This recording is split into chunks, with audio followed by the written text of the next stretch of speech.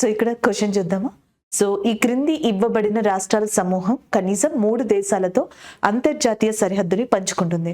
So which group of states given below shares international boundary with at least 3 countries అని చెప్పేసి ఇచ్చారు. ఈ question answer అందరికీ తెలుసు. సాధారణంగా బార్డర్స్ అంటే ఎవరికి తెలీదు, అందరికీ తెలుసు. అయితే ఈ క్వశ్చన్ని మనం ఎట్లా యూటిలైజ్ చేసుకోవాలి అనేది చూద్దాం. ఇలా సరిహద్దుల గురించి ఇచ్చినప్పుడు ఇక్కడ ఏమని ఇచ్చారు, ఈ క్రింది ఇచ్చిన ఆప్షన్స్ లో మనకి ఏ రాష్ట్రము 3 దేశాలతో సరిహద్దుని పంచుకుంటుంది అని ఇచ్చారు. అలాంటప్పుడు ఈ ఆప్షన్స్ అన్ని ఒకసారి చూడండి, మీకు గుర్తు లేనప్పుడు ఏం చేయాలనేది చూద్దాం. హిమాచల్ ప్రదేశ్ అనేది ఒకసారి ఫస్ట్ ఆప్షన్ లో ఉంది, అలాగే సెకండ్ ఆప్షన్ లో కూడా ఉంది. సాధారణంగా హిమాచల్ ప్రదేశ్ టిబెట్ తో మాత్రమే, అంటే చైనా లేదా టిబెట్ ప్రాంతం ఏదైతే ఉందో సో దానితో మాత్రమే సరిహద్దుని పంచుకుంటుంది. ఇంకా మిగతా దేశాలతో సరిహద్దుని పంచుకోవడానికి దానికి స్కోప్ లేదనమాట. సో ఎందుకంటే ఇలా తీసుకున్నారనుకోండి, ఇదేమో లడాక్ ఏరియా అవుతుందా, ఇదేమో జమ్మూ అండ్ కాశ్మీర్ అవుతుందా, ఇదేమో హిమాచల్ ప్రదేశ్ అవుతుంది. సో ఇక్కడ టిబెట్, చైనా లాంటి ప్రాంతాలు రావడం జరుగుతుంది. అంతకు మించి స్కోప్ లేదు. ఇక్కడేమో క్వశ్చన్ 3 దేశాలతో అడుగుతున్నారు. హిమాచల్ ప్రదేశ్ అనేది ఉన్నది ఖచ్చితంగా ఆన్సర్ కాదు. కాబట్టి ఈ 2 ఆప్షన్స్ లో హిమాచల్ ప్రదేశ్ ఉంది, తీసేయండి. Next one, so west Bengal అనేది కామన్ గా ఉంది, అరుణాచల్ ప్రదేశ్ అనేది కూడా కామన్ గా ఉంది కదా. నెక్స్ట్ వన్, మిజోరం వచ్చేటప్పటికి మిజోరం అనేది 2 దేశాలతో సరిహద్దుని పంచుకుంటుంది. ఒకటి వచ్చేటప్పటికి మ్యాన్మార్ లేదా మయన్మార్ అని కూడా పిలవచ్చు, అది ఒకటి. అండ్ రెండోది వచ్చేటప్పటికి బంగ్లాదేశ్. ఈ రెండింటితోనే సరిహద్దుని పంచుకుంటుంది అనమాట. ఇక్కడ 3 దేశాలు అంటున్నారు, 2 కాదు కదా. సో కాబట్టి ఈ ఆప్షన్ కూడా కాదు. అప్పుడు ఆబ్వియస్లీ ఆన్సర్ 3 అయిపోతుంది. వెస్ట్ బెంగాల్, సిక్కిం, అరుణాచల్ ప్రదేశ్ ఏదైతే ఉందో అది ఇక్కడ కరెక్ట్ ఆన్సర్. ఆప్షన్ 3 అనేది కరెక్ట్ వన్. క్వశ్చన్ అయితే అయిపోయింది, కానీ ఇదే క్వశ్చన్ మీద డిపెండ్ అయిపోయి మనం ప్రిపరేషన్ ని ఆపేయకూడదు కదా, ఇది ఒక్కటే నేర్చుకోకూడదు కదా. సో దీని నుంచి ఎంత కంటెంట్ మనం రివైజ్ చేయగలం ఎప్పుడైనా గుర్తుపెట్టుకోండి. ఒక ఎంసీక్యూని గనక, ఇప్పుడున్న ఎంసీక్యూస్ ని ఎలా యూజ్ చేసుకోవాలంటే, ఈ ఎంసీక్యూ నుంచి మనం ఎంత కంటెంట్ మీకొచ్చు, ఏం రివైజ్ చేయగలం, ఏం పాయింట్స్ నేర్చుకోగలం అనేది ఒకసారి చూద్దాం. సో ఇక్కడ చూడండి, సో ఇక్కడ సిక్కిం అనే స్టేట్ కనిపిస్తుందా, ఓకేనా. సిక్కిం అనే స్టేట్ కి ఇటు సైడ్ వచ్చేటప్పటికి మనకి ఏ కంట్రీ ఉంటది, ఏ దేశం ఉంటది, నేపాల్ అనేది ఉంటది. ఓకే, ఇటువైపు వచ్చేటప్పటికి మనకి ఏది ఉంటది, భూటాన్ అనే దేశం ఉంటది. ఇక్కడ భూటాన్. పైన వచ్చేటప్పటికి చైనా ఆర్ టిబెటన్ ఏరియా ఏదైతే ఉందో అది. సో సిక్కిం 3 దేశాలతో సరిహద్దుని పంచుకుంటుంది, అది మీకు ఆల్రెడీ తెలిసిందే. అయితే ఇక్కడ తెలంగాణ ఎస్ఐ కానిస్టేబుల్ కావచ్చు, మిగతా ఎగ్జామ్స్ లో కావచ్చు, సిక్కింని బేస్ చేసుకుని కొన్ని క్వశ్చన్స్ ఉన్నాయి. ఒకటి ఏంటంటే, మనకి భారతదేశంలో అత్యంత ఎత్తైన శిఖరంగా కాంచనగంగా లేదా కాంచనజంగా అనే దాన్ని చెప్తాం. అగైన్ ఐమ్ రిపీటింగ్, కాంచనగంగా లేదా కాంచనజంగా ఏదైతే ఉందో సో అది భారతదేశంలోనే అత్యంత ఎత్తైన శిఖరం. అది ఎక్కడుందంటే సిక్కింలో ఉంది. అయితే కాంచనగంగా అనేది కేవలం శిఖరం మాత్రమే కాదు, ఇది మనకు వచ్చేటప్పటికి ఏంటి అంటే నేషనల్ పార్క్ కూడా. Kanchenjunga national park, Kanchenjunga biosphere. So ఇలాంటి ఏ పేరుతో పిలిచినా సరే ఆ కాంబినేషన్ లో మీకు ఆన్సర్ అనేది ఏమొస్తుంది, సిక్కిం అనేది వస్తుంది. దానికి సంబంధించి మనం గుర్తుపెట్టుకోవాలా. అండ్ రెండో ఇంపార్టెంట్ పాయింట్ ఏంటంటే, ఇది చైనా లేదా టిబెటన్ ప్రాంతం కదా. సో ఈ టిబెటన్ ప్రాంతానికి అండ్ సిక్కిం నుంచి దారులు ఉన్నాయన్నమాట. సో ఆ దారులకు సంబంధించిన వాటిని మనం ఏమని చెప్పేసి పిలుస్తామంటే పాస్ అని చెప్పేసి పిలుస్తాం. పాస్ అంటే అర్థం కనుమ. సో సిక్కిం నుంచి టిబెట్ కి ఈజీగా మనం వెళ్ళే హిమాలయన్ మౌంటైన్ వే ఏదైతే ఉందో, హిమాలయ పర్వత దారి ఏదైతే ఉందో దాన్ని కనుమ అంటాం. ఆ కనుమకి అక్కడుండే దాన్ని బట్టి పేరు ఉంటది అనమాట. ఒకడొచ్చేటప్పటికి జెలిప్లా అని చెప్పేసి అంటాం, జెలిప్లా. అండ్ రెండోది వచ్చేటప్పటికి నతులా అని చెప్పేసి అంటాం. అంటే నతులా, జెలిప్లా ఇండియా టిబెట్ కి మధ్యలోనే ఉంటాయి, కానీ ఇండియా తరపున ఏ రాష్ట్రం ఆ ఏరియాని మనకి కలిగి ఉంది అంటే so that is nothing but Sikkim అని చెప్పేసి గుర్తుపెట్టుకోవాలి.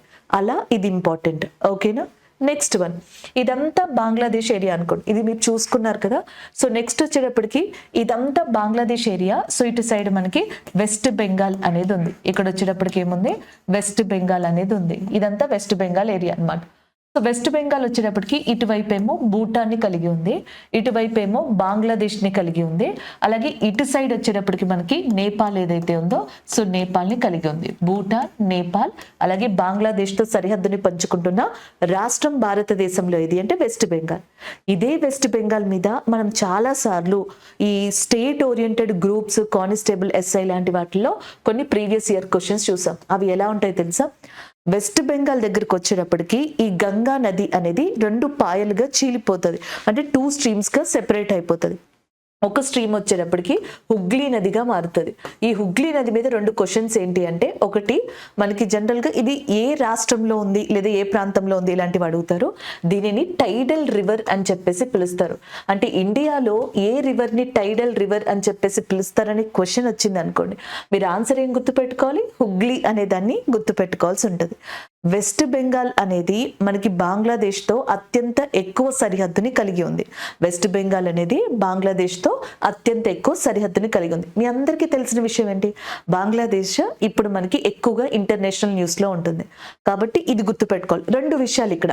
ఒకటేంటి, బంగ్లాదేశ్ భారతదేశంతో అత్యధికమైన భూ సరిహద్దుని కలిగి ఉన్న దేశం. The highest land border and which is shared by that India is nothing but Bangladesh. ఓకేనా. రెండోది ఏంటంటే, మరి భారతదేశంలో బంగ్లాదేశ్ సరిహద్దుని షేర్ చేసుకుంటుంది. ఇక్కడ చూడండి, అస్సాం అనేది సరిహద్దుని పంచుకుంటుంది, మేఘాలయ పంచుకుంటుంది, త్రిపుర పంచుకుంటుంది, మిజోరం కూడా పంచుకుంటుంది. ఈ అన్ని రాష్ట్రాల్లో ఏది ఎక్కువగా సరిహద్దుని పంచుకుంటుంది అంటే వెస్ట్ బెంగాల్గా చెప్పొచ్చు. అది ఇంకొక పాయింట్ అన్నమాట. అలాగే ఈ వెస్ట్ బెంగాల్ అనగానే మీరు గుర్తు పెట్టుకోవాల్సిన ప్రాంతం ఒకటి ఉంది, సుందర్ బన్స్ అని చెప్పేసి అంట. అది ఇంకొక ప్రాంతంగా కూడా చెప్పొచ్చు. Is it clear? సో ఇలాగా మనం దీన్ని కొంచెం చూసుకోవాలి. అలాగే నెక్స్ట్ వన్, ఇటు సైడ్ వచ్చేటప్పటికి అరుణాచల్ ప్రదేశ్. అరుణాచల్ ప్రదేశ్కి ఇటు సైడ్ ఏమో భూటాన్ అనేది ఉంది. ఇటు సైడ్ వచ్చేటప్పటికి మయన్మార్ ఏదైతే ఉందో, మయన్మార్ అనే దేశం ఉంది. ఓకేనా. సో పైన వచ్చేటప్పటికి టిబెట్ అనేది ఉంది. ఇలా మీరు గుర్తు పెట్టుకుంటారు, అది మీకు తెలుసు. కానీ అరుణాచల్ ప్రదేశ్ నుంచి కొన్ని ప్రీవియస్ ఇయర్ క్వశ్చన్స్ ఈ ఎంసిక్యూని చదివినప్పుడు మీరు గుర్తుపెట్టుకున్నారనుకోండి, అది మీకు చాలా బెనిఫిట్ అవుతుంది. ఎందుకంటే 2011 జనాభా లెక్కల ప్రకారం భారతదేశంలో అత్యల్ప జనసాంద్రత అంటే లీస్ట్ పాపులేషన్ డెన్సిటీ ఉన్న స్టేట్ ఏది అయినా ఉందంటే అది అరుణాచల్ ప్రదేశ్గా చెప్తాం. అది ఒక పాయింట్. అండ్ రెండో పాయింట్ వచ్చేటప్పటికి భారతదేశంలో మొట్టమొదటి సూర్యకిరణాలు పడే ప్రాంతం అరుణాచల్ ప్రదేశ్. మూడోది వచ్చేటప్పటికి అరుణాచల్ ప్రదేశ్లో డాంగ్ లోయ అని చెప్పేసి ఉంది, డాంగ్ వ్యాలీ. సో ఇక్కడ యాక్చువల్గా మనకి మొట్టమొదటి సూర్యకిరణాలు పడతాయి. మీకు జెలిప్లా నతులా అంటే సిక్కిం గుర్తుపెట్టుకోమన్నాను కదా, అలాగే అరుణాచల్ ప్రదేశ్ అంటే మీరు గుర్తుపెట్టుకోవాల్సింది ఏది అంటే దిపు పాస్ అని చెప్పేసి అంటాం. ఏమంటామంటే దిపు కనుమ అని చెప్పేసి అంటాం. సో ఈ దిపు కనుమ అనేది ఎగ్జాక్ట్గా ఇది దిపు కనుమ అనుకోండి. ఇక్కడ ఇండియా, ఇటువైపు వచ్చేటప్పటికి మయన్మార్, అలాగే ఇటువైపు వచ్చేటప్పటికి మనకి టిబెట్. సో 3 ప్రాంతాలని కలుపుతా ఒక కామన్ పాయింట్ ఉంటుంది, అది దిపు. అందుకే దీన్ని ట్రై జంక్షన్ పాయింట్ అని కూడా పిలవడం జరుగుతుంది. సో చాలా ఎగ్జామ్స్లో ఒక ఫేవరెట్ క్వశ్చన్ అనమాట, most of the times repeat అయింది. ఏంటి అంటే అరుణాచల్ ప్రదేశ్ వచ్చేటప్పటికి మీకు ఇక్కడ తూర్పున చిట్ట చివరి పాయింట్ ఉంటుంది, eastern most point of India అంటాం. సో దాని పేరు వచ్చేటప్పటికి కిబిత్తు అని చెప్పేసి అంటాం. దీని పేరేంటి, కిబిత్తు. గుర్తుపెట్టుకోండి. సో ఇది మనకి eastern most point of India, తూర్పున చిట్ట చివరి ప్రాంతం, అది అరుణాచల్ ప్రదేశ్ దగ్గర ఉంటుంది. మీకు తూర్పున అటు చూడండి అరుణాచల్ ప్రదేశ్ ఉంది కదా, పశ్చిమాన ఇటు సైడ్ వచ్చేటప్పటికి గుజరాత్ ఉంటుంది. ఒక కామన్ క్వశ్చన్ ఏంటంటే గుజరాత్కి అరుణాచల్ ప్రదేశ్కి మధ్యలో మనకి కొంత టైం డిఫరెన్స్ అనేది ఉంటుంది సహజంగానే, కానీ ఇండియా దాన్ని కన్సిడర్ చేయదు. కొన్ని విషయాల దృష్ట్యా ఇండియా దాన్ని కన్సిడర్ చేయదు. ఎన్ని గంటల టైం డిఫరెన్స్ అనేది జనరల్గా కనిపిస్తుంది అంటే దాదాపుగా 2.5 గంటలు, 2.5 hours. కానీ చాలా మెటీరియల్స్లో 2 hours అని కూడా ఉంటుంది. మనం టెక్స్ట్ బుక్ని ఫాలో అవ్వాలి కాబట్టి 2.5 గంటలు, అంటే అకాడమిక్ బుక్ ఏదైతే ఉందో దాన్ని ఫాలో అవ్వాలి కాబట్టి 2.5 గంటలు అనేది గుర్తుపెట్టుకోవాలి. ఏది, గుజరాత్కి అరుణాచల్ ప్రదేశ్కి మధ్యలో ఉన్న టైం డిఫరెన్స్. ఓకేనా. సో ఇప్పుడు మనం బోర్డర్స్ గురించి క్వశ్చన్ మీరు ఈజీగా పెట్టగలరు, అది పెట్టే క్వశ్చనే, క్యాపబిలిటీ ఉన్నదే అది. ఓకే, దాని నుంచి మనం ఏం నేర్చుకున్నాం అనేది కావాలి. దాని నుంచి ఇవన్నీ కూడా మనం రివిజన్ చేసుకోవడం జరిగింది. నెక్స్ట్ క్వశ్చన్ చూద్దాం. సో నెక్స్ట్ క్వశ్చన్ అనేది చూడండి, which of the following statement is incorrect with reference to that Kashmiri Himalayas. So Kashmir హిమాలయాల గురించి ప్రకటనలో సరికానిది ఏది? ఓకేనా. సో ఇక్కడ ఫస్ట్ది, north eastern part of Kashmir Himalayas is a cold desert. So మనకి కశ్మీర్ హిమాలయాల ఈశాన్య భాగం ఏదైతే ఉందో అది శీతల ఎడారి. ఒకసారి అర్థం చేసుకోవడానికి ట్రై చేయండి. ఇక్కడ కశ్మీర్ హిమాలయాలు ఏవైతే ఉన్నాయో ఆ కాశ్మీర్ హిమాలయాలకి ఈశాన్య భాగంలో నార్త్ ఈస్ట్ పార్ట్లో ఒక కోల్డ్ డెజర్ట్ ఉంది అని చెప్పేసి ఇచ్చారు. Okay. Next one, valley of Kashmir అనేది పిరిపంజల్ అండ్ లడాక్ రేంజ్ మధ్యలో ఉంది అని చెప్పేసి ఇవ్వడం జరిగింది. ఇది చూడండి, పిరిపంజల్ శ్రేణి అలాగే లడాక్ శ్రేణి మధ్యలో ఉంది అని. Next one, Karewa formation are found in various parts of Kashmir Himalayas అని ఇచ్చారు. అలాగే బాల్టారో అనేది ఏదైతే ఉందో అది మనకి కాశ్మీర్ హిమాలయాస్లో ఇంపార్టెంట్ మంచు కొండ అని చెప్పేసి ఇచ్చారు. ఇందులో ఏ ఆప్షన్ మనకి సరికాదు, కరెక్ట్ కాదు. నేనైతే ఆన్సర్ ఆప్షన్ 2 పెడతాను. Valley of Kashmir lies between that Pir Panjal and Ladakh range అని చెప్పేసి ఇచ్చారు. కాశ్మీర్ హిమాలయాల్లోని ఆప్షన్ 2 ఇక్కడ 3 కాదు, కాశ్మీర్ లోయ పిర్ పంజల్ మరియు లడాక్ శ్రేణి మధ్యలో ఉంది అని చెప్పేసి ఇచ్చారు కదా, అది అబ్సల్యూట్లీ రాంగ్. ఎందుకు రాంగ్ అనేది తెలుసుకోవాలి. నేను ఇది తప్పు అని చెప్పాను. కాశ్మీర్ లోయ అనేది వీళ్ళు పిర్ పంజల్ లడాక్ శ్రేణి మధ్యలో ఉంది అని చెప్పేసి ఇచ్చారు. ఇది యాక్చువల్గా తప్పు. కాశ్మీర్ హిమాలయాస్కి వీటికి సంబంధించిన సంబంధం ఏంటి అనేది ఈ కాన్సెప్ట్ చూస్తే మీకు అర్థమవుతుంది. ఒకసారి కాన్సెప్ట్ చూడండి. సో ఈ కాన్సెప్ట్ ఏంటి అంటే ఫస్ట్ మీరు గుర్తుపెట్టుకోవాల్సింది ఏంటంటే డివిజన్ ఆఫ్ హిమాలయాస్ అని చెప్పేసి ఉంటుంది. ఏంటంటే డివిజన్ ఆఫ్ హిమాలయాస్ ఏదైతే ఉందో అది చూడాలన్నమాట. హిమాలయాలు అవి ఉండే పొజిషన్ని బట్టి విడగొట్టచ్చు, లేదా అవి ఉండే ఎత్తుని బట్టి కూడా విడగొట్టచ్చు అనమాట. సో సాధారణంగా హిమాలయాలని ఎలా మనకి విభజనగా చెప్తారు, హిమాలయన్ డివిజన్ ఎలా జరుగుతుంది అంటే, సో ఒకటి ట్రాన్స్ హిమాలయాస్ అని చెప్పేసి అంటారు, ట్రాన్స్ హిమాలయాస్, ఓకేనా. సో రెండోది గ్రేటర్ హిమాలయాస్ అనే ఒక డివిజన్ ఉంటుంది, గ్రేటర్. అలాగే నెక్స్ట్ వచ్చేటప్పటికి మిడిల్ హిమాలయాస్ అని చెప్పేసి అనొచ్చు అనమాట. నెక్స్ట్ వన్ ఔటర్ హిమాలయాస్ అని చెప్పేసి అంటాం. ట్రాన్స్ హిమాలయ, గ్రేటర్, మిడిల్, ఔటర్ అని చెప్పేసి ఉంటాయి. ఓకే. సో ఈ ట్రాన్స్ హిమాలయాస్లో మళ్ళీ డివిజన్ ఉంటుంది. ఏమని చెప్పేసి లడాక్ రేంజ్ అని చెప్పేసి ఉంటుంది, అలాగే జస్కార్ రేంజ్ అని చెప్పేసి ఉంటుంది, అలాగే నెక్స్ట్ వచ్చేటప్పటికి కారకోరం రేంజ్ ఏదైతే అది కూడా ఉంటుంది, కుండ్లున్ ఇలాంటివన్నీ ఉంటాయి. బట్ మనం మెయిన్గా చూసేదైతే ఈ మూడే అనమాట, లడాక్, జస్కార్, కారకోరం. ఏది ఇందులో డివిజన్. గ్రేటర్ హిమాలయాస్ ఉంది చూసారా, సో దీనిని హిమాద్రి అని చెప్పేసి అంటాం. ఏమంటామంటే హిమాద్రి. అలాగే నెక్స్ట్ మిడిల్ హిమాలయాస్ అయితే హిమాచల్ అని చెప్పేసి అంటాం. ఔటర్ హిమాలయాస్ ఏవైతే ఉన్నాయో ఇవి శివాలిక్స్ అని చెప్పేసి అంటాం. సాధారణంగా వీటిని హైట్ని బట్టి విడదీసామన్నమాట. అంటే ఏవైతే 6100 మీటర్ కన్నా ఎక్కువ ఎత్తుంటాయో అవన్నీ కూడా హిమాద్రి దగ్గర ఉంటాయి. అంతకన్నా తక్కువ అంటే 4500 వరకు ఉన్నవి హిమాచల్లో ఉంటాయి. అంతకన్నా తక్కువ ఉన్నవి శివాలిక్. ఎత్తుని బట్టి విడదీశారు, ఓకేనా. హిమాద్రి, హిమాచల్, శివాలిక్. హిమాద్రికి పైన ఏ పర్వత శ్రేణులు అయితే ఉంటాయో వాటినన్నిటినీ కలిపి ట్రాన్స్ హిమాలయాస్ అంటాం. ఇక్కడ చూడండి మీకు అర్థమవుతుంది. సో ఇది వచ్చేటప్పటికి ఇక్కడ కనిపిస్తుందా, ఇది గ్రేటర్ హిమాలయాస్ అన్నమాట. మీకు కనిపిస్తుంది కదా, సో ఇది గ్రేటర్ హిమాలయాస్గా చెప్తాం. గ్రేటర్ హిమాలయాస్ లేదా హిమాద్రికి పైన జస్కార్, లడాక్, కారకోరం, కుండ్లున్ ఇవన్నీ కూడా మనకి ట్రాన్స్ హిమాలయాస్ అవుతాయి, ఓకేనా. సో ఇలా హిమాలయాస్ యొక్క డివిజన్ అనేది జరుగుతుంది. తర్వాత మీరు ఒకసారి చూసుకోండి. ఇదంతా ఎత్తుని బట్టి. హిమాలయాస్ని విడగొట్టినప్పుడు నెక్స్ట్ ప్రాంతాన్ని బట్టి చూస్తారు, ఓకేనా. సో ప్రాంతాన్ని బట్టి చూసినప్పుడు భారతదేశంలో హిమాలయాలు నార్త్ వెస్ట్ నుంచి నార్త్ ఈస్ట్ వరకు ఉంటాయి అన్నమాట. నార్త్ వెస్ట్ నుంచి నార్త్ ఈస్ట్ అంటే ఇలాగా. సో నాది మ్యాప్ అనుకోండి, ఇట్లా నార్త్ వెస్ట్ నుంచి నార్త్ ఈస్ట్ వరకు హిమాలయాలు అనేవి ఉంటాయి. సో నార్త్ వెస్ట్ అనేది బేసిక్గా ఎక్కడి నుంచి స్టార్ట్ అవుతుంది అంటే జమ్మూ అండ్ కాశ్మీర్ నుంచి స్టార్ట్ అవుతుంది. So north east Arunachal Pradesh అనమాట. ఇట్లా వంపు తిరుగుతుంది మొత్తం హిమాలయాస్ అన్ని ఇట్లా వస్తాయి.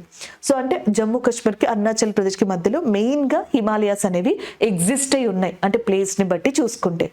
ఇప్పుడంటే కాశ్మీర్ విడిపోయింది కాబట్టి కాశ్మీర్, లడాక్ అని మాట్లాడుతున్నాం కదా. ఒకప్పుడు ఈ ప్రాంతం ఉంది చూసారా, ఈ ప్రాంతం అంతా కూడా మనకి దేంట్లోకి వస్తుంది, కాశ్మీర్లోకి. ఇప్పుడు కాశ్మీర్, లడాక్, కాకపోతే ఇదంతా కూడా ఒకప్పుడు కాశ్మీర్లోకి. మరి కాశ్మీర్ అనే ప్రాంతంలో ఏం రేంజెస్ ఉన్నాయి, కాశ్మీర్ అనే ప్రాంతంలో మీకు అక్కడ ఏం కనిపిస్తుందో చూసుకోండి. కారకోరం అనేది ఉందా లేదా అనేది చూసుకోండి. సో ఇక్కడ కారకోరం అనేది కాశ్మీర్లో ఉంది, ఆ పార్ట్ ఉంది. అలాగే నెక్స్ట్ లడాక్ శ్రేణి ఏదైతే ఉందో అది కూడా ఉంది. అలాగే జస్కార్ శ్రేణి ఏదైతే ఉందో అది కూడా ఉంది. ఉన్నత హిమాలయాలు లేదా హిమాద్రి, గ్రేటర్ హిమాలయాస్ ఏవైతే ఉన్నాయో అవి కూడా ఉన్నాయి. అలాగే పిర్ పంజల్ అనే పర్వత శ్రేణి ఏదైతే ఉందో అది కూడా కాశ్మీర్లో భాగంగానే ఉంది. ఇవన్నీ కాశ్మీర్లో ఉన్న పర్వత శ్రేణులు, వరుసలు అనమాట, ఓకేనా. నెక్స్ట్ వన్ చూడండి, మీకు కాశ్మీర్ లోయ వచ్చేటప్పటికి ఇక్కడ కనిపిస్తుంది. బేసిక్గా కాశ్మీర్ లోయ అనేది ఈ ప్రాంతంలో మీకు లొకేట్ అయ్యి ఉంటుంది. అంటే కాశ్మీర్ లోయ అనేది ఉంటే 2 అవకాశాలు ఉన్నాయి ఇక్కడ. ఎలా ఇవ్వాలి, కాశ్మీర్ లోయ అనేది యాక్చువల్గా జస్కార్, పిర్ పంజల్కి మధ్యలో ఉంది. పోనీ పిర్పంజల్ అనేది లేకపోయినా గ్రేటర్ హిమాలయాస్ అనే ఇవ్వాలి కదా, హిమాద్రి అనేది ఇవ్వాలి కదా. సో కశ్మీర్ లోయ అనేది మనకి మ్యాప్ ప్రకారం చూసుకుంటే ఎక్కడ ఉంది, ఒకటి జస్కార్ ప్రాంతంగా తీసుకోవచ్చు, రెండోది పిర్పంజల్ అనే ప్రాంతంగా తీసుకోవచ్చు. యాక్చువల్ గా ఇక్కడ మీకు ఈ ఏరియాలో కశ్మీర్ లోయ అనేది కనిపిస్తుంది, మీకు మ్యాప్ లోనే కనిపిస్తుంది, చూసుకోండి. ఓకేనా. సో జస్కార్ కి పైన లడాక్ శ్రేణి ఉంది, జస్కార్ కి పైన లడాక్ శ్రేణి అనేది ఉంది. మరి అది కరెక్ట్ ఆన్సరా? లడాక్ కి పిరిపంజల్ కి మధ్యలో ఉందా, జస్కార్ కి పిరిపంజల్ కి మధ్యలో ఉందా? జస్కార్ కి పిరిపంజల్ పర్వత శ్రేణికి మధ్యలో కశ్మీర్ లోయ కనిపిస్తుంది. సో కాబట్టి అందుకే సెకండ్ ఆప్షన్ అనేది నేను తప్పు అని చెప్పేసి మీకు చెప్పాను. ఇంకా నెక్స్ట్ వన్, ఈ కశ్మీర్ ప్రాంతం మొత్తంలో కూడా మీకు ఎక్కువగా పండించేది రెండు అన్నమాట.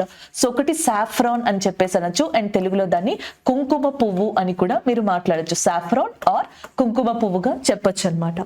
అయితే మామూలుగా మనం ఇక్కడ బంజర భూములు, బీడు భూములు అని ఎలా అయితే అంటామో, కుంకుమ పువ్వుని ఎక్కడైతే కాశ్మీర్లో పండిస్తారో సో ఆ ప్రాంతాన్ని వచ్చేటప్పటికి మనకి కరేవా నేలలు అని చెప్పేసి అంటాం, కరేవా సాయిల్స్ అని కూడా అంటాం అనమాట.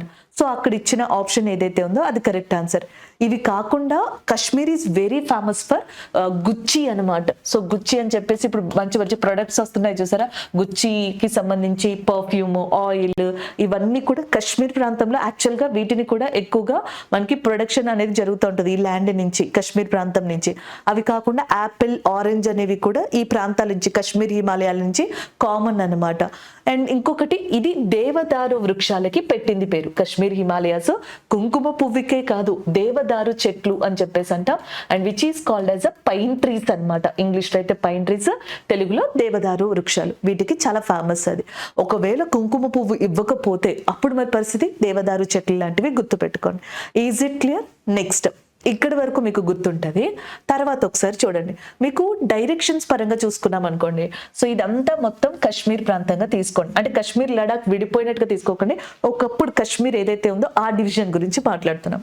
అలా చూసినప్పుడు లడాక్ దగ్గర, ఈ ప్రాంతం దగ్గర లే అనే ప్రాంతం ఉంటుంది, లడాక్ లో లే అనే ప్రాంతం ఉంటుంది. ఇక్కడ ఇండియాకి సంబంధించిన మంచు ఎడారి లేదా కోల్డ్ డెజర్ట్ అంటాం కదా, అది లొకేట్ అయి ఉంది. ఏంటది? కోల్డ్ డెజర్ట్ అని చెప్పేసి అంటాం. ఓకేనా, ఈ పాయింట్ క్లియరా? నెక్స్ట్ ఇప్పుడు డైరెక్షన్స్ గీయండి. డైరెక్షన్స్ వేసినప్పుడు ఎట్లా వేస్తారో, సో ఇది వచ్చేటప్పటికి నార్త్ అవుతుంది, ఉత్తరం, ఇది సౌత్ దక్షిణం, ఇది ఈస్ట్ తూర్పు, ఇది వచ్చేటప్పటికి వెస్ట్ పశ్చిమం. ఇది ఒక్కసారి డైరెక్షన్ చూడండి, ఇది ఎక్కడ ఎలా ఉంది? నార్త్ ఈస్ట్ అని ఉంది. నార్త్ ఈస్ట్ అంటే అర్థం ఏంటి? ఈశాన్య, అంటే కశ్మీర్ హిమాలయాస్ లో నార్త్ ఈస్ట్ పార్ట్ లో, ఈశాన్య ప్రాంతంలో మనకి ఏం కనిపిస్తుంది? మంచు ఎడారి, కోల్డ్ డెజర్ట్ అనేది కనిపిస్తుంది. మరి ఆప్షన్ కరెక్టా కదా? ఆప్షన్ కూడా కరెక్టే. నెక్స్ట్ వన్, ఈ ప్రాంతానికి రండి. K2 అని ఉంది చూసారా?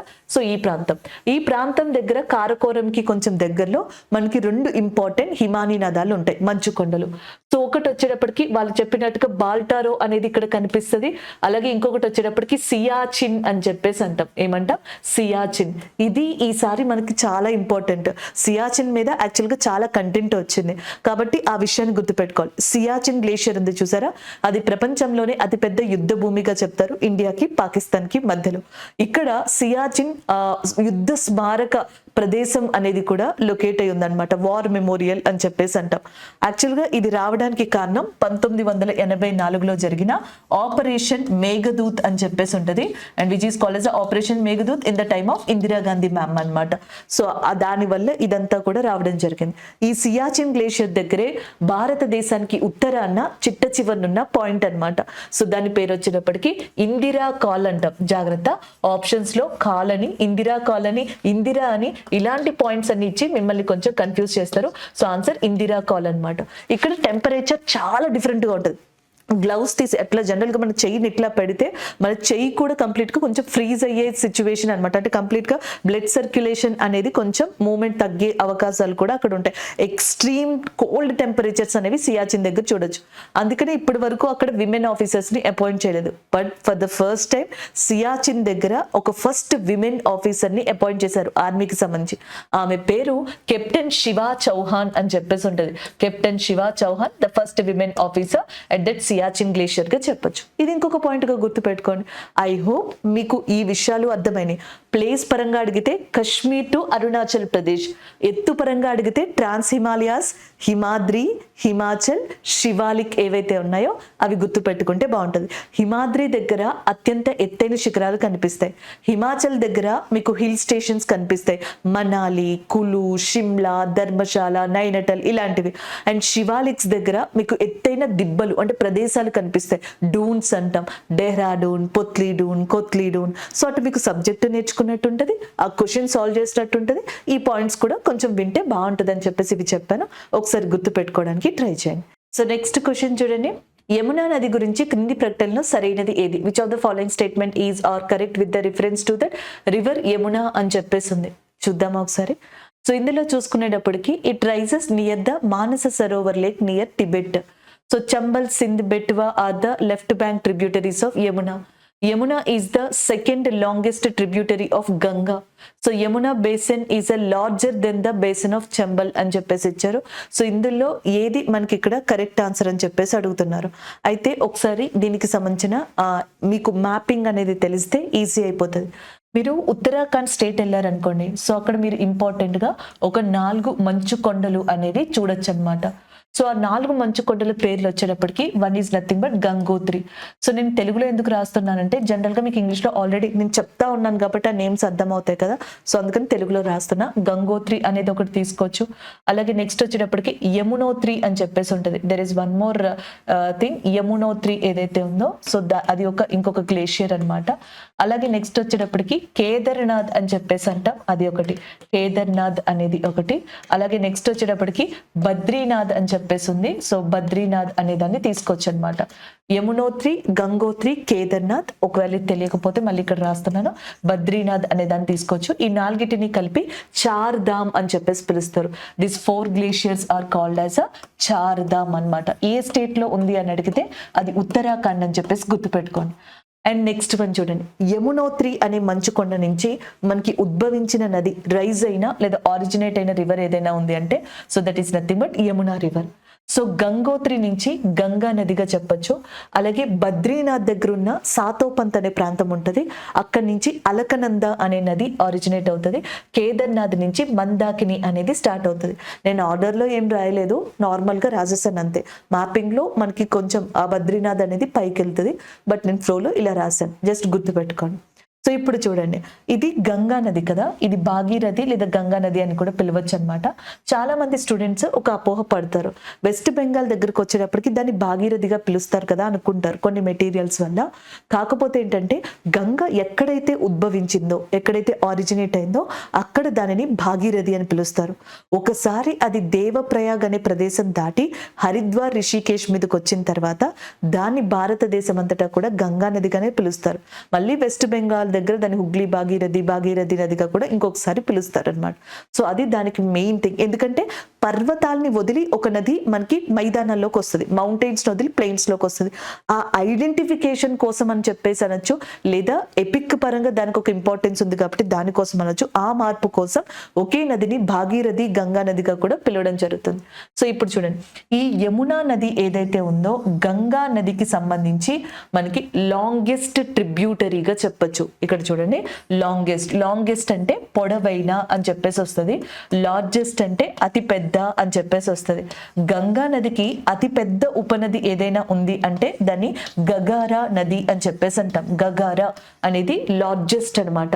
లాంగెస్ట్ వచ్చేటప్పటికి అది ఖచ్చితంగా యమునా నది అవుతుంది అనమాట.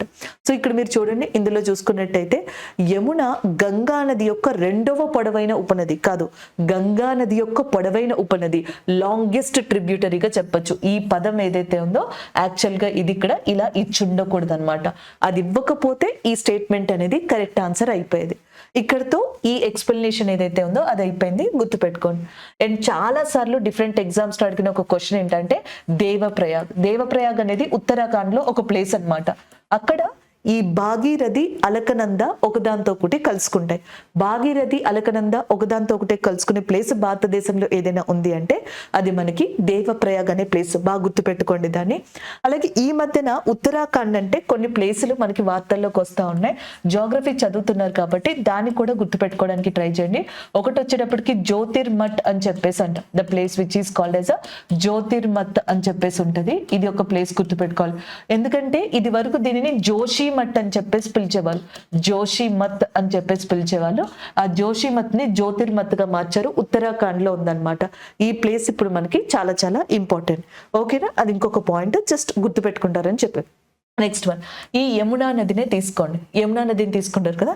యమునా నదికి చాలా ఇంపార్టెంట్ ఉపనదుల్లో ఒకదానిగా చంబల్ అనే దాన్ని చెప్పొచ్చు. దేనంటే చంబల్ అన్నమాట. అలాగే నెక్స్ట్ వచ్చేటప్పటికి మనకి కేన్ అనేది ఒకటి ఉంది. అలాగే బెట్వా అని చెప్పేసి ఒకటి ఉంది. చంబల్, బెట్వా, కేన్ యమునా నదికి ప్రధానమైన ఉపనదులుగా చెప్తాం. ఓకేనా, చంబల్, బెట్వా, కేన్. కౌన్ బనేగా కరోడ్పతి లాగా కేబీసీ అని గుర్తుపెట్టుకోండి. కే అంటే కేన్, బి అంటే బెట్వా, సి అంటే చంబల్. ఇప్పుడు మీరు ఇక్కడ ఆన్సర్ చూడండి. చంబల్, సింధ్, బెత్వా అని చెప్పేసి అన్నారు. సింధ్ అనేది ఉందా అసలు? లేదు. సో సింధ్కి యమునా నదికి సంబంధం లేదు కాబట్టి ఈ ఆప్షన్ కూడా రాంగ్. అదే ఇక్కడ కెన్ అని ఇచ్చారనుకోండి, అప్పుడు మేబీ అది కరెక్ట్ అయ్యేదేమో, కానీ ఇది కరెక్ట్ ఆన్సర్ కాదు. లెఫ్ట్ బ్యాంక్ ట్రిబ్యూటరీస్ అది కరెక్టే. సో నెక్స్ట్ వచ్చేటప్పటికి రెండు చూడండి. It rises near Manasa Sarovar lake అని చెప్పేసి ఇచ్చారు. యమునా నది పుట్టింది ఉత్తరాఖండ్ లో. ఓకేనా, మానస సరోవర్ దగ్గర టిబెట్ లో అంటున్నారు. అది రాంగ్ అండి. సో ఈ ఇన్ఫర్మేషన్ ఏదైతే ఉందో అది కూడా రాంగ్ అని చెప్పొచ్చు. ఇందులో సరైనదంటే ఏం తీసుకోవచ్చు అంటే యమునా నది యొక్క పరివాహక ప్రాంతము చంబల్ కన్నా పెద్దది. యమునా నది యొక్క పరివాహక ప్రాంతము చంబల్ కంటే పెద్దది అని చెప్పేసి ఉంది కదా. అది ఒక్కటే కరెక్ట్ ఆన్సర్. ఆప్షన్ 4 ఏదైతే ఉందో అది కరెక్ట్ ఆన్సర్ గా తీసుకోవచ్చు. అలాగే ఇక్కడ మీరు గుర్తుపెట్టుకోవాల్సిన ఇంకొన్ని పాయింట్స్. చంబల్ ఏదైతే ఉందో ఇక్కడ మీరు చూసారా, చంబల్ ఏదైతే ఉందో, so Chambal is a tributary of Yamuna. Yamuna నదికి ఉపనది చంబల్. చంబల్ కి ఒక ఉపనది ఉంది, ఈ నదికే ఒక ఉపనది ఉంది, దాని పేరు బానస్ అన్నమాట. చాలా ఎగ్జామ్స్ లో ఏమని అడుగుతారంటే బానస్ నది అనేది క్రింది వాటిలో ఏ రాష్ట్రంలో ఉంది అని అడుగుతారు. లైక్ మనకి చూసుకున్నట్టయితే రాజస్థాన్, ఉత్తరప్రదేశ్, అలాగే మధ్యప్రదేశ్ ఇలా ఇస్తారు. సో రాజస్థాన్ లో చాలా ఫేమస్ నదిగా మనం దేన్ని చెప్పొచ్చు అంటే ఈ బానస్ అనే నదిని చెప్పొచ్చు. It is a tributary of Chambal river. అది చంబల్ కి ఉపనదిగా కూడా చెప్పడం జరుగుతుంది. ఇప్పుడు మీకు అర్థమైందా ఇక్కడ ఏ ఆప్షన్ కరెక్ట్ అని? సో 4th ఆప్షన్ ఒకటే ఈ క్రింది ప్రకటనలో సరి అయినదిగా తీసుకోవచ్చు. నెక్స్ట్ వన్ చూద్దాం. ఈ క్రింది ఏ ప్రాంతాల్లో అరేబియా సముద్ర ఋతుపవనాల వల్ల ఎక్కువగా ప్రభావితం కాదు అని చెప్పేసి అడుగుతున్నారు. So which of the following region is not affected by much the Arabian sea branch అని చెప్పేసి ఉంది. ఆప్షన్స్ లో వెస్టర్న్ ఘాట్స్, దక్కన్ ప్లాట్యూ, అలాగే మధ్యప్రదేశ్ ఏరియా అండ్ ఛత్తీస్గఢ్ అనే ప్రాంతాలు ఏవైతే ఉన్నాయో సో ఇవి మనకి ఆప్షన్స్ లో ఉన్నాయి. ఏది కరెక్ట్ ఆన్సర్ అనేది ఒకసారి ఇక్కడ చూద్దాం. సో ఇది కూడా జస్ట్ బేసిక్ గా మీకు సబ్జెక్ట్ తెలిసింది అనుకోండి, అది అసలు మీరు గుర్తు పెట్టుకోవాల్సిన అవసరమే లేదనమాట. మీకు భూమధ్య రేఖ తెలుసు కదా. సో 0 degrees అనే దాన్ని భూమధ్య రేఖ అని చెప్పేసి అంటాం. సో ఇక్కడ నుంచి జనరల్ గా మనకి వ్యాపార పవనాలు అనేవి వీస్తాయి. ఈ భూమధ్య రేఖకి దగ్గరలో మనకి వీచే పవనాలను ఏమని చెప్పేసి అంటామంటే వ్యాపార పవనాలు అని చెప్పేసి అంటాం. Which is also called as a trade winds. భారతదేశానికి వర్షాలు రావాలి అంటే ఋతుపవనాలే కారణం. అలాంటి ఋతుపవనాలు అనేవి జనరేట్ అవ్వాలంటే అసలు యాక్చువల్గా ఇవి ఉద్భవించాలి అంటే దానికి కారణం వ్యాపార పవనాలు. అక్కడి నుంచి క్వశ్చన్ అడగచ్చు. ఈ మాన్సూన్స్ అనేవి ఇండియాలోకి రావడానికి మెయిన్ కారణం ఏంటంటే వ్యాపార పవనాలు అనమాట. సో అది మీరు గుర్తుపెట్టుకోవాల్సిన అంశం. ఓకేనా, నెక్స్ట్ వన్ భారతదేశాన్ని తీసుకోండి. ఇలా తీసుకున్నప్పుడు ఇటువైపు మనకు బే ఆఫ్ బెంగాల్, బంగాళాఖాతం అనేది ఉంటుంది, ఇటువైపు అరేబియన్ సీ అనేది ఉంటుంది. ఇప్పుడు ఈ మాన్సూన్స్ ఏవైతే ఈ ఋతుపవనాలు ఉన్నాయో సో నేరుగా భారతదేశం వైపు ప్రయాణించినప్పుడు ఈ ఏరియాలో సో ఇక్కడ మీకు కార్డమం కొండలు అని చెప్పేసి ఉంటాయి. ఇలాచీ హిల్స్ అని కూడా అనొచ్చు అనమాట. యాలకుల కొండలు అంటాం. నార్మల్ గా బాగా స్పీడ్ గా వెళ్ళే విండ్కి, గాలికి ఏదైనా అడ్డొచ్చింది అనుకోండి, డిస్ట్రాక్షన్ వచ్చింది అనుకోండి ఇట్లాగా, సో అది వెనక్కి వెళ్ళలేదు, ముందరికి వెళ్ళలేదు, స్ప్లిట్ అయిపోతుంది అనమాట. సేమ్ ఇక్కడ కూడా అదే జరుగుతుంది. ఇక్కడ మాన్సూన్స్ 2 branches కింద విడిపోతాయి. ఒకటి వచ్చేటప్పటికి అరేబియన్ శాఖ, ఇంకొకటి వచ్చేటప్పటికి బే ఆఫ్ బెంగాల్ శాఖ చెప్తాం. సో ఈ అరేబియన్ శాఖ కేరళ, అలాగే నెక్స్ట్ కర్ణాటక, గోవా, మహారాష్ట్ర, అలాగే నెక్స్ట్ మధ్యప్రదేశ్, ఇలాగ ఈ ప్రాంతాలకి మనకి మనకి జనరల్ గా వెళ్ళడం జరుగుతుంది. ఓకేనా? సో ఇక్కడ చూడండి, ఒకటి కేరళ, కర్ణాటక, అంటే మీకు పశ్చిమ కనుమలు ఏవైతే ఉన్నాయో, వెస్ట్రన్ ఘాట్స్ ఏవైతే ఉన్నాయో, పశ్చిమ కనుమల్ని ఖచ్చితంగా అరేబియన్ సముద్రపు శాఖ తాకుతుంది. అది ఒకటి. కర్ణాటక, కేరళ, మహారాష్ట్ర, మధ్యప్రదేశ్ లాంటి రాష్ట్రాలని కూడా ఇది తాకుతుంది. ఎందుకంటే మహారాష్ట్ర వచ్చేటప్పటికి ఇది 3 శాఖలుగా విడిపోతుంది అనమాట. సో ఈ స్టేట్స్ అన్నిటిని తాకుతుంది. ఇలా ఇక్కడ విడిపోయిన ఈ 2 శాఖలు కూడా తిరిగి మళ్ళీ ఎక్కడ కలుసుకుంటాయంటే ఢిల్లీ దగ్గర కలుసుకుంటాయి. చాలా చోట్ల ధర్మశాల ఇంకా డిఫరెంట్ పేర్లు రాస్తారో, కొంచెం జాగ్రత్త, ఎందుకంటే మనం పర్ఫెక్ట్ ఆన్సరే తీసుకోవాలి. ఢిల్లీ దగ్గరే మళ్ళీ ఈ 2 శాఖలు కూడా కలుసుకుంటాయి. Bay of Bengal branch, Arabian branch అక్కడ కలుసుకోవడం జరుగుతుంది. ఓకేనా? సో ఇప్పుడు చూడండి, ఈ అరేబియన్ శాఖ గురించి అడుగుతున్నారు. క్రింది ప్రాంతాల్లో అరేబియా సముద్ర ఋతుపవనాల వల్ల ఎక్కువ మోస్ట్ గా ఏవి ప్రభావితం కావు? సో ఖచ్చితంగా వెస్టర్న్ ఘాట్స్ అయితే ప్రభావితం అవుతాయి. దక్కన్ పీఠభూమి అంటే ఏమవుతుంది? మహారాష్ట్ర, మధ్యప్రదేశ్ ఈ ప్రాంతం ఏదైతే ఉందో ఇదంతా కూడా కర్ణాటక ఏరియా ఇదంతా దక్కన్ పీఠభూమే కదా. సో దక్కన్ పీఠభూమి అనేది ప్రభావితం అవుతుంది. అలాగే పశ్చిమ కనుమలు అనేవి ప్రభావితం అవుతాయి. మధ్యప్రదేశ్ కూడా ప్రభావితం అవుతుంది. సో కొంత ఛత్తీస్గఢ్ అనేది ఎక్కువ ప్రభావం అనేది చెందదు. సో ఎక్కువ ప్రభావం ఏది చెందంటే ఛత్తీస్గఢ్. ఎందుకు అంటే ఋతుపవనాలు తమతో పాటుగా మాయిశ్చర్ ని తీసుకెళ్లిపోతాయి, తేమని తీసుకెళ్తాయి. సో వెళ్ళే కొలది తమ యొక్క మాయిశ్చర్ పర్సంటేజ్ ఏదైతే ఉందో వాటిని కోల్పోతూ ఉంటాయి. అందుకే మీరు ఎప్పుడైనా చూడండి, కేరళలో ఎక్కువ వర్షాలు వస్తాయి, అలాగే మహారాష్ట్రలో ఎక్కువ వర్షాలు వస్తాయి, కర్ణాటకలో వస్తాయి. సో మనకి మాన్సూన్స్ వెళ్ళే కొలది కూడా ఆ యొక్క మాయిశ్చర్ ని డ్రాప్ అవడం వల్ల ఆ పర్సంటేజ్, ఆ ఎఫెక్ట్ అనేది కూడా తక్కువగా ఉంటుంది. సో కంపారిటివ్లీ అన్నిట్లో చూసుకుంటే ఛత్తీస్గఢ్ బేసిన్ ఇక్కడ కరెక్ట్ ఆన్సర్ అవుతుంది. కాబట్టి option 4 is the correct answer. Next one చూద్దాం. సో నెక్స్ట్ క్వశ్చన్ చూడండి, which of the following statement is are correct with reference to the tropical evergreen forest found in India? So భారతదేశంలో ఉష్ణమండల సతత హరిత అడవులకి సంబంధించి క్రింది ప్రకటనలో ఏది సరైంది అని చెప్పేసి అడుగుతున్నారు. ఇక్కడ ఆప్షన్స్ ఇచ్చారు, కరెక్టే. సో ఒకసారి మీరు కాన్సెప్ట్ వింటే ఈజీగా ఆన్సర్ చేయగలరేమో అనేది ఒకసారి చూడండి. సో దాన్ని బట్టి మనం మిగతావి చేయొచ్చు అనమాట. మామూలుగా ఇక్కడ తీసుకున్నట్టయితే భారతదేశంలో 5 రకాల అడవులు అనేవి మనం మెయిన్ గా చూడొచ్చు. ఫారెస్ట్ ని ఎలా అయినా డివైడ్ చేయొచ్చు. అంటే there is a certain classifications అనమాట. ఒక క్లాసిఫికేషన్ మీదే మనం ఆధారపడం, చాలా ఉన్నాయి. మామూలుగా స్టాండర్డ్ క్లాసిఫికేషన్ తీసుకుంటే 5 రకాలుగా విడదీయచ్చు. అందులో ఒకటి ఎవర్ గ్రీన్ అని చెప్పేసి అంటాం అనమాట. దాన్ని సతత హరిత అరణ్యాలు అంటాం. రెండోది వచ్చేటప్పటికి డెసిడ్యూయస్ అని చెప్పేసి అంటాం అనమాట. అంటే జనరల్ గా మనకి మాన్సూన్ ఫారెస్ట్, ఋతుపవన అరణ్యాలు అంటాం. అండ్ మూడోది వచ్చేటప్పటికి ఎరిడ్ ఫారెస్ట్, అంటే ఎడారి లేకపోతే ఆ కైండ్ ఆఫ్ ఫారెస్ట్, డెజర్టిక్ ఫారెస్ట్ ఏదైతే ఉందో అలాంటిది. నెక్స్ట్ వచ్చేటప్పటికి మ్యాంగ్రూవ్, అంటే మడ అడవులు అని చెప్పేసి అంటాం కదా. వీటిని మనకి స్వాంప్ అండ్ లిట్టోరల్ ఫారెస్ట్ అని కూడా పిలుస్తాం. ఇంకొకటి పర్వత అరణ్యాలు, అంటే మౌంటైన్ ఫారెస్ట్ అని కూడా పిలవడం జరుగుతుంది. ఇలా 5 రకాలుగా ఉంటాయి. ఈ 5 రకాల్లో భారతదేశంలో అత్యధికంగా ఉండే అడవి ఏ కైండ్ ఆఫ్ ఫారెస్ట్ అనేది ఉంటది అంటే ఋతుపవన అరణ్యాలే. అది గుర్తుపెట్టేసుకోండి. సో డెసిడ్యూస్ లేదా మాన్సూన్ ఫారెస్ట్ ఏదైతే ఉంటుందో అన్ని రకాల కన్నా భారతదేశంలో అత్యధికంగా ఉండేది ఈ అడవులే. నెక్స్ట్ ఎవర్ గ్రీన్, సతత హరిత అరణ్యాలు పేరులోనే ఉంది చూడండి. సో చెట్లు ఎప్పుడు ఎవర్ గ్రీన్ గా ఉండాలి అంటే వాటికి వాటర్, సన్లైట్ అనేది సఫిషియెంట్ గా ఉండాలి. అలా ఎప్పుడు ఉంటది? వర్షాలు అత్యధికంగా ఉన్నప్పుడు. దాదాపుగా వీటికి ఏటా అంటే సంవత్సరానికి 200 సెంటీమీటర్ల వరకు కూడా వర్షపాతం అనేది కావాలి. ఓకేనా? ఇలాంటి వర్షపాతం అనేది భారతదేశంలో ముఖ్యంగా మనం ఏ ప్రాంతాల్లో చూడడానికి పాసిబిలిటీ ఉంటది అనేది మనకు కావాలన్నమాట.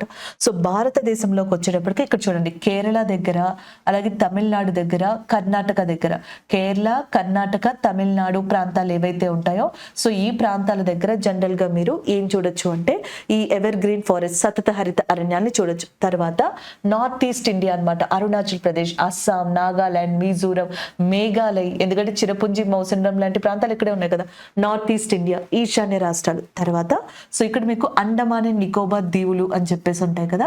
సో ఈ అండమాన్ అండ్ నికోబార్ దీవుల దగ్గర కూడా మనం ఎక్కువగా చూసేది సతత హరిత అరణ్యాలే. సో ఎవర్ గ్రీన్ ఫారెస్ట్ అనేది కేరళ, కర్ణాటక, తమిళనాడు ప్రాంతాలు. ఇక్కడ 3 రాష్ట్రాలు గుర్తుపెట్టుకోవాలి. ఒకటి వచ్చేటప్పటికి మనకి కర్ణాటక, కేరళ, అలాగే తమిళనాడు ప్రాంతాలు. ఇక్కడ వచ్చేటప్పటికి మేఘాలయ్, అలాగే త్రిపుర, మిజోరం, మణిపూర్, అలాగే అస్సాం కావచ్చు, అరుణాచల్ ప్రదేశ్, నాగాలాండ్ లాంటి ప్రాంతాలు ఏవైతే ఉన్నాయో సో వీటన్నిటి చోట్ల కనిపిస్తాయి. And Andaman and Nicobar area దగ్గర. నెక్స్ట్ ఇలాంటి ఫారెస్ట్ లో మనకి ఎక్కువ కలప బాగా దొరుకుతుంది అనమాట. వుడ్ లాంటిది ఏదైతే ఉందో అవి ఎక్కువగా దొరుకుతుంది. ఎబోని, మహాగని ఇలాంటి చెట్లతో పాటుగా నార్త్ ఈస్ట్ ఇండియా అంటేనే మీకు మెయిన్ గా అస్సాం ఉంది చూడండి. ఇక్కడ అస్సాం అనేది కనిపిస్తుందా? ఇక్కడ తమిళనాడు దగ్గర నీలగిరి, ఊటీ, కొడైకెనాల్ లాంటి ప్రాంతాలు ఉంటాయి. అలాగే కేరళ దగ్గర వచ్చేటప్పటికి మున్నార్, వాయనాడ్ లాంటి ప్రాంతాలు ఉంటాయి. ఇవన్నీ కూడా దేనికి చాలా ఫేమస్ తెలుసా? టీ ప్రొడక్షన్ లాంటి వాటికి, ఇలాంటి పంటలకి చాలా ఫేమస్. ఇలాంటి కైండ్ ఆఫ్ వాటికి చాలా ఫేమస్. ఇది పంట క్రాప్ అప్ అనుకోండి. చెట్లు వచ్చేటప్పటికి కేరళ దగ్గర రబ్బర్ ట్రీస్ ని మీరు ఎక్కువ చూడొచ్చు. రబ్బర్ చెట్లు ఏవైతే ఉన్నాయో అవి కేరళ దగ్గర ఎక్కువ చూడొచ్చు. కర్ణాటక, కేరళ విషయానికి వచ్చేటప్పటికి మీకు శాండిల్ వుడ్, గంధపు చెక్కలు ఇలాంటి చెట్లు లాంటివి కూడా జనరల్ గా మీరు చూడొచ్చు అనమాట. ఒకసారి ఇక్కడ చూడండి. They are found in the regions with the annual precipitation more than the 200 centimetres. So 200 లేదా అంతకన్నా ఎక్కువ ఉన్న ప్రాంతాలలో మనకి ఇవి కనిపిస్తాయి. ఫస్ట్ ఆప్షన్ కరెక్టే. నెక్స్ట్ వన్, మాల్వా పీఠభూమి ప్రాంతంలో ఇవి విస్తృతంగా విస్తరించి ఉన్నాయి అంటున్నారు. సో మాల్వా పీఠభూమి అంటే బేసిక్ గా మీకు ఎక్కడ వస్తుందంటే ఈ ఏరియాలో రావడం జరుగుతుంది. సో ఈ ఏరియాలో వచ్చేటప్పటికి ఇది మీకు మాల్వా పీఠభూమి, బుందేల్ఖండ్ పీఠభూమి, బఘేల్ఖండ్ పీఠభూమి, అమర్కంటక్ పీఠభూమి, ఇదంతా మధ్యప్రదేశ్ ఏరియా. సో ఇక్కడ మాల్వా, బుందేల్ఖండ్, బఘేల్ఖండ్, అమర్కంటక్ లాంటి పీఠభూములు ఉంటాయి. కానీ నేను సతత హరిత అరణ్యాలని మార్క్ చేసింది ఇక్కడ. సో ఇవి ఉన్నవి ఇక్కడ. ఇక్కడ ఎక్కువగా ఉండేది ఏది అంటే ఋతుపవన అరణ్యాలు. సో మనకి డెసిడ్యూస్ మాన్సూన్ ఫారెస్ట్ ఎక్కువ ఉంటుంది. కాబట్టి ఆప్షన్ బిని మనం తీసుకోలేం. ఈవెన్ ఇంకా చెప్పాలి అంటే మనకి షిల్లాంగ్ పీఠభూమి అని ఇస్తే నేను తీసుకునేదాన్నేమో. ఎందుకంటే మేఘాలయలో ఉన్న పీఠభూమి పేరు షిల్లాంగ్ పీఠభూమి. మేఘాలయలో ఎక్కువ మీకు సతత హరిత అరణ్యాలు కనిపిస్తాయి, అది తీసుకోవచ్చు. కానీ ఇక్కడ చూసేటప్పటికి మాల్వా పీఠభూమి అని ఇచ్చారు. యాక్చువల్గా ఇది ఇవ్వకూడదు అనమాట. సో ఈ ఆప్షన్ అనేది తప్పు. ఈ అడవుల్లో తీగ మరియు పాకే జాతులు సమృద్ధిగా కనిపిస్తాయి. క్రీపర్, క్లైంబర్ స్పీషీస్, ఎందుకంటే ఎక్కువ సఫిషియంట్ రెయిన్ అలాగే సఫిషియంట్ సన్లైట్ ఉంటుంది కాబట్టి ఇవి ఖచ్చితంగా కనిపిస్తాయి అన్నమాట. సో మనకి టీ, రబ్బర్, కాఫీ ఇలాంటివన్నీ కూడా, యాక్చువల్గా రబ్బర్, కాఫీ అనేది మెయిన్గా కన్సిడర్ చెయ్యము. కాకపోతే నార్మల్గా ఈ ఏరియాస్లో ఈ ఏదైతే మనకి క్లైమేట్, ఫారెస్ట్ ఉన్నాయో ఇవన్నీ కూడా వీటికి కూడా సహకరిస్తాయి. కానీ చెట్ల విషయానికి వచ్చేటప్పటికి ఎబోని, మహాగని, రబ్బర్ని తీసుకోవాలి మెయిన్గా. అవి ఇక్కడ చెట్లు అంటే ఎబోని, మహాగని, రబ్బర్, శాండిల్ వుడ్, గంధపు చెక్క. సో ఇలాంటివి జనరల్గా మనకి కనిపించడం జరుగుతుంది. ఈవెన్ ఋతుపవన అరణ్యాలు అయితే ఇంకా బాగా కనిపిస్తాయి. శాండిల్ వుడ్ కానీ, లక్క కానీ, తుమ్మ జిగురు కానీ, అలాగే నెక్స్ట్ వచ్చేటప్పటికి మనకి ఏంటది రోజ్ వుడ్ అని చెప్పేసి అంటాం. చిత్తూరు లాంటి జిల్లాల్లో మనకు కనిపిస్తూ ఉంటుంది. ఇవన్నీ కూడా అక్కడ మనకి ఋతుపవన అరణ్యాల్లో కనిపించేవి. ఇందు మొత్తంలో బి ఆప్షన్ అసలు కరెక్టే కాదు కాబట్టి ఆప్షన్ 3 అనేది కరెక్ట్ ఆన్సర్ గా తీసుకోవచ్చు. ACD is a correct answer. Is it క్లియరా అండి? So next question, Hallikar, Khillar మరియు సాహివాల్ క్రింది వాటిలో ఏ జంతు జాతికి చెందినవి? Hallikar, Khillar and Sahiwal are the breeds of which of the following అని చెప్పేసి అడుగుతున్నారు. ఆబ్వియస్లీ అవి మనకి సో ఏవైతే ఈ ఏమంటారు క్యాటల్, పశువులు అని చెప్పేసి అంటున్నామో సో వాటికి సంబంధించినవి. జనరల్ గా చెప్పాలంటే మనం కౌ అంటాం కదా, సో వాటికి సంబంధించినవిగా చెప్పొచ్చు. ఆప్షన్ 4 ఏదైతే ఉందో అది ఇక్కడ కరెక్ట్ ఆన్సర్ అవుతుంది. ఇంకా చెప్పాలంటే హాలికర్ అనేది ఉంది చూసారా. సో హాలికర్ వచ్చేటప్పటికి మనకి కర్ణాటకకి సంబంధించిన ఇంపార్టెంట్ ఆ స్టేట్ బ్రీడ్ గా కూడా దీన్ని చెప్తాము. సో ఇక్కడ 4 అండ్ ఇక్కడ ఎక్స్ప్లెయిన్ చేయడానికి పర్టికులర్ గా లేదు కాబట్టి సో జస్ట్ 4 అని చెప్పేసి మీకు ఆన్సర్ చెప్తున్నాను. వీటిని గుర్తుపెట్టుకోవడానికి ట్రై చేయండి. అలాగే నెక్స్ట్ ఇవన్నీ కూడా కౌ రిలేటెడ్ గా కూడా చెప్పొచ్చు అనమాట. అంతేకాకుండా ఇక్కడ వీటి గురించి వచ్చింది కాబట్టి ఇంకొక ఇంపార్టెంట్ ఏంటంటే మీరు రివల్యూషన్స్ కూడా చదవాలి. లైక్ గ్రీన్ రివల్యూషన్ అని చెప్పేసి అంటాం, దీని గురించి డీప్ గా తెలుసుకోవాలి ఇలాంటి ఎగ్జామ్స్ లో. అలాగే వైట్ రివల్యూషన్ ఒక దాని గురించి, అలాగే బ్లూ రివల్యూషన్, హరిత విప్లవ పితామహుడు అని ఎంఎస్ స్వామినాథన్ గారిని పిలుస్తాం కదా, సో అలాంటి వాటి గురించి తెలుసుకోవాలి. అండ్ శ్వేత విప్లవ పితామహుడు అంటే white revolution, father off white revolution అని వెర్గీస్ కురియన్ గారిని. అండ్ నెక్స్ట్ నీలి విప్లవ పితామహుడు బ్లూ రివల్యూషన్ కి సంబంధించి మనకి హీరాలాల్ చౌదరి, ఆయనతో పాటు ఇంకొక పర్సన్ కూడా ఉన్నారు. యాక్చువల్గా ఇద్దరు కాంట్రిబ్యూట్ చేశారు, బట్ మోస్ట్ పాపులర్ గా హీరాలాల్ చౌదరి గారిని చెప్తారు. సో ఈ వీటిలో ఉన్న డెప్త్ ఆఫ్ థింగ్స్ తెలుసుకోవాలి. ఎందుకంటే ఇక్కడ నాకు ఈ కవ్వు, పశువులు అనేది వచ్చింది కాబట్టి నేను ఇది కొంచెం మీకు ఎక్స్టెండ్ చేసి చెప్పడం జరిగింది. అదర్వైజ్ నార్మల్గా ఇవన్నీ కూడా పశువులకి సంబంధించినవి లేదా ఈ కౌ రిలేటెడ్ వాటికి సంబంధించినవిగా గుర్తుపెట్టుకోవచ్చు. నెక్స్ట్ వన్ చూద్దాం. సో ఇక్కడ క్వశ్చన్ చూడండి, మాంగనీస్ ధాతువుకి సంబంధించి క్రింది ప్రకటనని సరి అయినది ఏది అని అడుగుతున్నారు. So which of the following statement is are correct with reference to that manganese ore అని చెప్పి అంటున్నారు. So it forms an important component of raw material used for smelting of iron ore. So యాక్చువల్గా ఇనుప ఖనిజం ఏదైతే ఉంటుందో దానికి కరిగించడానికి కావాల్సిన ముడి పదార్థాన్ని మాంగనీస్ యొక్క ధాతువు అనేది మనకి నార్మల్గా ఏమంటారు రిలీజ్ చేయడం జరుగుతుంది, అది కరెక్టే. రెండోది, manganese deposits are usually associated with Gondwana deposits అని చెప్పేసి అంటున్నాం. మనం గోండ్వానా ఏరియా అని చెప్పేసి దేన్ని అంటామంటే జనరల్గా మనకి ఈ వెస్ట్ బెంగాల్, జార్ఖండ్, ఒడిస్సా ఈ ప్రాంతం ఉంది చూసారా, సో ఇక్కడ మనకి గోండ్వానా అనే ప్రాంతాన్ని ఉన్నట్టుగా చెప్తారు. సో ఇక్కడ కోల్ డిపాజిట్స్ సాధారణంగా ఎక్కువగా ఉంటాయి, బొగ్గు గనులు అనమాట. ఈ గోండ్వానా ఏరియా అనేది దామోదర్ నదికి దగ్గరలో ఉంటుంది. ఇక్కడ బొగ్గు గనులు అనేవి చాలా ఇంపార్టెంట్. ఇదే ఏరియా దగ్గర మనకి మాంగనీస్ కూడా కనిపిస్తూ ఉంటుంది. ఇచ్చిన 2 ఆప్షన్స్ కూడా బేసిక్గా కరెక్టే, బోత్ ఏ అండ్ బి అనేవి కరెక్ట్ ఆన్సర్స్ అవుతాయి. అయితే మాంగనీస్కి సంబంధించి లార్జెస్ట్ ప్రొడ్యూసర్, అతిపెద్ద ఉత్పత్తిదారు ఎవరు అంటే భారతదేశంలో Odisha. Largest producer of manganese వచ్చేటప్పటికి ఒడిస్సా. కానీ లార్జెస్ట్ మాంగనీస్ మైన్ అంటే మాంగనీస్కి సంబంధించిన అతిపెద్ద గని అనేది భారతదేశంలో ఉన్నది మధ్యప్రదేశ్ ఏరియాలో. ఓర్ మైన్ ఉన్నది వేరే చోట, ప్రొడ్యూస్ చేసేది వేరే చోట. మధ్యప్రదేశ్లోని బాలాఘాట్ అనే ప్రదేశం ఏదైతే ఉందో, సో ఈ బాలాఘాట్ అనే ప్రదేశం లార్జెస్ట్ మాంగనీస్ మైన్ని కలిగి ఉందన్నమాట, గనుల్ని. బట్ ప్రొడ్యూస్ చేసేది మాత్రం ఒడిస్సాగా చెప్పొచ్చు అనమాట. సో ఇక్కడ ఆప్షన్ 3 ఏదైతే ఉందో అది మనం కరెక్ట్ ఆన్సర్గా తీసుకోవచ్చు. లైక్ మీకు ఆల్రెడీ తెలిసే ఉంటాయి, ఇండియాలో K3 గనులు అని చెప్పేసి ఉంటాయి. అవి రాగి గనులకి చాలా ఫేమస్ అనమాట. అవి మనకి రాజస్థాన్లో ఉంటాయి. అలాగే గోల్డ్కి వచ్చేటప్పటికి కోలార్ అండ్ హుట్టి గనులు అని చెప్పేసి అంటాం, అవి మనకి కర్ణాటకలో ఉంటాయి. అలాగే మనకి థోరియం అని చెప్పేసి అంటాం. థోరియం ఇది న్యూక్లియర్, అణు విద్యుత్ లాంటి వాటిలో యూజ్ చేస్తాం. థోరియం అత్యధిక కనిపించేది కేరళలో. కేరళలోని ఎల్లో బీచ్ శాండ్ అని చెప్పేసి అంటాం అనమాట. అలాంటి చోట మనకి మోనోజైట్ శాండ్ అని కూడా అంటాం, అక్కడ ఇది ఎక్కువగా దొరుకుతుంది. యురేనియం అత్యధికంగా భారతదేశంలోని ఒకటి జార్ఖండ్లోని జాదుకూడ అనే ప్రదేశం, ఇంకొకటి ఆంధ్రప్రదేశ్లోని తుమ్మలపల్లి లాంటి ప్రాంతాల్లో ఎక్కువగా కనిపిస్తూ ఉంటుంది అనమాట. అలాగే డైమండ్స్ అత్యధికంగా కనిపించేదేమో మధ్యప్రదేశ్లో. అంటే మనకి డైమండ్స్ యొక్క గనులు అతిపెద్ద గని వచ్చేటప్పటికి Panna, which is located in Madhya Pradesh area ఉంటుంది. కానీ డైమండ్ బిజినెస్ ఎక్కువగా కనిపించేది మనకి గుజరాత్, సూరత్ అనమాట.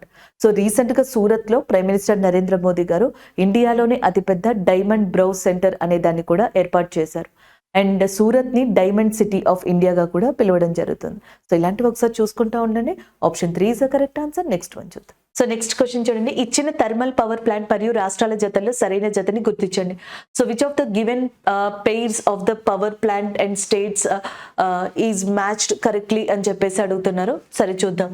ఉకై పవర్ ప్లాంట్ ఏదైతే ఉందో, సో న్యూక్లియర్ పవర్ ప్లాంట్గా చెప్పొచ్చు. అండ్ థర్మల్ పవర్ ప్లాంట్స్ గురించి మాట్లాడుతున్నారు కాబట్టి ఇక్కడ ఉకై పవర్ ప్లాంట్ అనేది గుజరాత్లో ఉంది, అది కరెక్టే అనమాట. రిహాంత్ ఉత్తరప్రదేశ్లో ఉంది, అది కూడా కరెక్టే. కోర్బా వచ్చేటప్పటికి యాక్చువల్గా ఇది ఉన్నది ఛత్తీస్గఢ్లో, జార్ఖండ్లో కాదు. సో ఇది ఉన్నది ఎక్కడ అంటే ఛత్తీస్గఢ్ ఏరియా అనమాట. ఇది తప్పు. సో సరైనది ఏది అంటే ఏ అండ్ బి అనేవి కరెక్ట్ ఆన్సర్స్ కాబట్టి ఆప్షన్ 3 ఏదైతే ఉందో అది కరెక్ట్ ఆన్సర్గా తీసుకోవచ్చు. చూడండి, థర్మల్ పవర్ ప్లాంట్స్, అలాగే geothermal power plants, nuclear power plants, hydro power plants అంటే బొగ్గుని ఉపయోగించి మనం ఏదైతే ఒక ఎనర్జీని సృష్టిస్తున్నామో అది థర్మల్లోకి వస్తుంది. భూమి నుంచి వచ్చే స్వతహాగా వచ్చే ఏదైతే నీటి ఆవిరి ఉంటుందో దాని నుంచి మనం తీసుకునేది జియో థర్మల్. అవి కాకుండా nuclear power plant, next dams ద్వారా, ప్రాజెక్ట్స్ ద్వారా హైడ్రో పవర్ ప్లాంట్స్ ఉంటాయి. ఇవన్నీ మనకు తెలియాలి. భారతదేశంలో మొట్టమొదటి న్యూక్లియర్ పవర్ ప్లాంట్ ఏది అంటే తారాపూర్ అని చెప్పేసి అంటాం. సో ఈ తారాపూర్ పవర్ ప్లాంట్ అనేది మనకి ఎక్కడ ఉందంటే, న్యూక్లియర్ పవర్ ప్లాంట్ గురించి చెప్తున్నాను, Maharashtra. Oldest nuclear power plant in India. అలాగే రావత్ భట్ అనే న్యూక్లియర్ పవర్ ప్లాంట్ ఎక్కడ ఉంది అంటే రాజస్థాన్లో ఉందన్నమాట. అలాగే కాక్రపారా అని చెప్పేసి ఉంటుంది, ఇది కూడా న్యూక్లియర్ పవర్ ప్లాంటే, ఇది వచ్చేటప్పటికి మనకి గుజరాత్లో ఉంది. నరోరా అని చెప్పేసి ఉంటుంది, ఇది ఉత్తరప్రదేశ్లో ఉంటుంది. అలాగే నెక్స్ట్ కైగా అని చెప్పేసి ఒకటి ఉంది, ఇది వచ్చేటప్పటికి మనకి ఎక్కడ కర్ణాటకలో లొకేట్ అయి ఉంటుంది. కల్పాకం, కుడాన్కులం లాంటివి తమిళనాడులో ఉంటాయి, అవి ఒకసారి చూసుకోండి.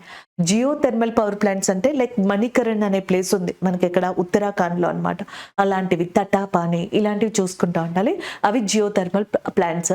ఇవి ఒక రకంగా హైడ్రో పవర్ ప్లాంట్స్ గా కూడా చెప్పొచ్చు. కోర్బా, రిహాంద్, ఉకాయ్ అనేవి. ఇక్కడ ఛత్తీస్గఢ్ రావాలి, జార్ఖండ్ వచ్చింది, అది తప్పనమాట. అందుకని ఏ అండ్ బి ఏవైతే ఉన్నాయో అవి కరెక్ట్ ఆన్సర్స్ అవుతాయి. నెక్స్ట్ వన్ చూద్దాం. సో నెక్స్ట్ క్వశ్చన్, భారతదేశంలోని క్రింది ఇనుము మరియు ఉక్కు కర్మాగారాల్లో ఏది రాణిగంజ్ మరియు జరియా బొగ్గు గనులకు సమీపంలో ఉంటుంది మరియు కోల్కతా ఢిల్లీ రైల్వే మార్గంతో అనుసంధానించబడి ఉంటుంది అని చెప్పేసి అడుగుతున్నారు. So which of the following iron and steel plant of India is located near the Raniganj and Jharia coal belt and it is connected with the Kolkata Delhi railway route. So జాగ్రత్తగా చూడండి, మనకి ఇనుము ఉక్కు కర్మాగారాల్లో ఇక్కడ ఇచ్చిన దాంట్లో రాణిగంజ్ జరియా అనే కోల్ మైన్స్ తోటి ఏది కనెక్ట్ అయి ఉంటుంది అని అడుగుతున్నారు. కోల్కతా ఢిల్లీ రైల్వే ఏరియాతో ఏది కనెక్ట్ అయి ఉంటుంది అని అడుగుతున్నారు. సరే చూద్దాం. రాణిగంజ్ అనేది భారతదేశంలోని ఓల్డెస్ట్ కోల్ మైన్, అతి పురాతనమైన బొగ్గు గని. సో ఇది ఉన్నది మనకి వెస్ట్ బెంగాల్లో. అది కూడా మనకి ఒకటి వచ్చేటప్పటికి దామోదర్ నది అని చెప్పేసి వస్తుంది. దామోదర్ని బెంగాల్ యొక్క దుఃఖదాయిని అంటారు. సారో ఆఫ్ వెస్ట్ బెంగాల్ అని దామోదర్ని పిలుస్తారు. ఇంకొకటి అజోయ్ నది అని చెప్పేసి వస్తుంది. అజోయ్ నదికి దామోదర్ నదికి మధ్యలో మీకు రాణిగంజ్ బొగ్గు గని అనేది కనిపిస్తుంది. Point number 1. నెక్స్ట్ జరియా. ఈ రెండు బొగ్గు గనుల దగ్గరలో మనకి ఏ స్టీల్ ప్లాంట్ ఉందో చూడాలి. బొకారో స్టీల్ ప్లాంట్ అని చెప్పేసి అంటున్నాం. సో మనకి బొకారో స్టీల్ ప్లాంట్ అనేది జార్ఖండ్ దగ్గర కనిపిస్తుంది. సాలెం స్టీల్ ప్లాంట్ తమిళనాడుకి సంబంధించింది. ఇకపోతే దుర్గాపూర్, అసన్సోల్ ఈ రెండు కూడా మనకి వెస్ట్ బెంగాల్కి సంబంధించినవి. కానీ ఇక్కడ ఈ రెండింటితో మ్యాచ్ అయ్యేది దుర్గాపూర్ అనమాట. Option 3 is a correct answer. Durgapur ఉక్కు కర్మాగారం ఏదైతే ఉందో సో అది మనం ఇక్కడ కరెక్ట్ ఆన్సర్గా పెట్టచ్చు. Answer option 3 is a correct one. Durgapur అనేది ఏదైతే ఉందో ఈ ఉక్కు కర్మాగారం వచ్చేటప్పటికి దామోదర్ నది ఒడ్డున ఉంటుంది. అదైతే దామోదర్ అజయ్ నదుల మధ్యలో కనిపిస్తుంది. ఇది దామోదర్ నది ఒడ్డున ఉండడం జరుగుతుంది. ఈవెన్ సింగరేణికి కూడా అడగచ్చు. సింగరేణి బొగ్గు గని అనేది ఉందా, ఈ సింగరేణి బొగ్గు గని ఏ నది ఒడ్డున ఉంది అని కూడా అడగచ్చు. ప్రాణహిత. సో సింగరేణి నది, సింగరేణి బొగ్గు గని ఏదైతే ఉందో అక్కడ మనకి ప్రాణహిత నది అనేది కనిపిస్తుంది. 350 కిలోమీటర్ స్ట్రెచ్ తోటి ప్రాణహిత నది ఒడ్డున మనకి సింగరేణి బొగ్గు గనులు కానీ సింగరేణి ప్రాంతం కానీ మెయిన్గా మనకి విస్తరించి ఉన్నాయి. ఇలాంటివి చూసుకుంటూ ఉండాలన్నమాట. సో ఇక్కడ ఆన్సర్ వచ్చేటప్పటికి ఏమవుతుందండి, option 3 is the correct answer. Durgapur. Salem అనే ఐరన్ స్టీల్ ప్లాంట్ ఉంది చూసారా, ఇది తమిళనాడులో ఉంది. ఇదే తమిళనాడులో ఉన్న బొగ్గు గని వచ్చేటప్పటికి నైవేలి అంటాం. సో నైవేలి లిగ్నైట్ మైన్స్ అనేవి ఏవైతే ఉంటాయో లిగ్నైట్ గని, సో ఈ బొగ్గు గనులు మనకి తమిళనాడులో కనిపిస్తూ ఉంటాయి. So option 3 is the correct answer. Next one చూద్దాం. సో ఇక్కడ చూడండి, consider the following statements with the reference development of railway in India. భారతదేశంలో రైల్వేల అభివృద్ధికి సంబంధించి క్రింది ప్రకటనని పరిశీలించండి అని చెప్పేసి అంటున్నారు. సో ఫస్ట్ది చూడండి, మొదటి రైల్వే మార్గాన్ని 1853లో ముంబై నుంచి పూణే మధ్యలో ప్రారంభించారు. The first railway line was started in 1853 and between that Bombay to Pune. So అది కరెక్ట్ ఆన్సరే. ముంబై టు పూణే మధ్యలో స్టార్ట్ అయింది. The broad gauge covers the highest proportion of tracks of Indian railway. భారతదేశానికి సంబంధించిన రైల్వే ట్రాక్స్లో అత్యధికంగా బ్రాడ్ గేజ్ని కలిగి ఉన్నాయి అంటున్నారు. కాదు. సో ఆన్సర్ వచ్చేటప్పటికి స్టాండర్డ్ గేజ్ అనేది అవుతుంది. ఏదవుతుంది, స్టాండర్డ్ గేజ్ అనేది ఆన్సర్ అవుతుంది. కాబట్టి only A is a correct answer. అసలు దీనికి సంబంధించింది ఏంటి అనేది చూద్దాం. సో రైల్వే ట్రాక్స్ మధ్యలో ఆ డిస్టెన్స్ ఉంటుంది చూసారా, ఈ డిస్టెన్స్ని మెయింటైన్ చేస్తూ ఏవైతే మనం ఏర్పాటు చేస్తామో పాత్, దాన్ని గేజెస్గా పిలవడం జరుగుతూ ఉంటుంది అనమాట. ఇందులో డిఫరెంట్ ఉంటాయి. స్టాండర్డ్ గేజ్ అనేది 1435 మిల్లీమీటర్ల డిస్టెన్స్లో ఉంటుంది. అండ్ నార్మల్గా 4 అడుగుల 8 అంగుళాలు 4 feet 8.5 inch. ఇండియాలో ఎక్కువ రైల్వే ట్రాక్స్ ఈ గేజెస్ మీదే నడుస్తాయి. ఓకేనా. కానీ ప్రపంచంలో ఇండియాతో సహా అత్యధికంగా కామన్గా యూజ్ చేసేది బ్రాడ్ గేజ్. బ్రాడ్ గేజ్ని ఎక్కువగా యూజ్ చేస్తాము. కాకపోతే రైల్వే ట్రాక్స్ కలిగి ఉన్నది మనకి స్టాండర్డ్ గేజ్ అనమాట. ఇది కామన్, ప్రపంచం మొత్తంలో కూడా బ్రాడ్ గేజ్ అనేది కామన్ అనమాట. కేవలం ఇండియానే కాదు, Pakistan, Bangladesh, Sri Lanka, Argentina, Chile, San Francisco ఇలాంటి అన్ని ప్రదేశాలు ఎక్కువగా ప్రపంచం మొత్తం యూజ్ చేసేది, కామన్గా యూజ్ చేసేది బ్రాడ్ గేజ్ అనమాట ఇండియాతో సహా. సో ఇది 5 feet 6 inches అనమాట, 1676 మిల్లీమీటర్ల డిస్టెన్స్లో. సో ఇది మనకి గేజెస్ అనేవి కనిపిస్తాయి. ఇవి కాకుండా మీటర్ గేజ్ ఆ డిస్టెన్స్తో ఉంటుంది, అలాగే నారో గేజ్ అనేది ఈ డిస్టెన్స్తో ఉంటుంది. ఇవన్నీ యూజ్ చేస్తాం. కానీ ఎక్కువగా యూజ్ చేసే రైల్వే ట్రాక్స్కి సంబంధించింది ఇండియాది ఏది అంటే స్టాండర్డ్ గేజ్గా చెప్తాం. సో కాబట్టి ఇక్కడ ఆన్సర్ వచ్చేటప్పటికి option 1 is a correct answer. సరే, మనం ఇంకేం చేయొచ్చు, ఇక్కడ ఫాదర్ ఆఫ్ ఇండియన్ రైల్వేస్ గురించి గుర్తుపెట్టుకోవాలి, లార్డ్ డల్హౌసీ. అలాగే రెండోది వచ్చేటప్పటికి 1924లో యాక్వర్త్ కమిటీ అనే దాన్ని వేశారనమాట. 1924లో యాక్వర్త్ కమిటీ. అందుకని ఆ కమిటీ ఇచ్చిన సూచనల మేరకు 1925లో రైల్వే బడ్జెట్ అనే దాన్ని కూడా ప్రవేశపెట్టారు. భారతదేశంలో చాలా వేగంగా నడిచే ట్రైన్, హైయెస్ట్ మనకి ఫాస్టెస్ట్ ట్రైన్ గా దేని చెప్తామంటే వందే భారత్ అనే దాన్ని చెప్తాం. దీన్ని ట్రైన్ 18 అని కూడా అనొచ్చు. సో స్లోగా నడిచేది ఏది అంటే మనకి నీలగిరి ఎక్స్ప్రెస్ అంటాం.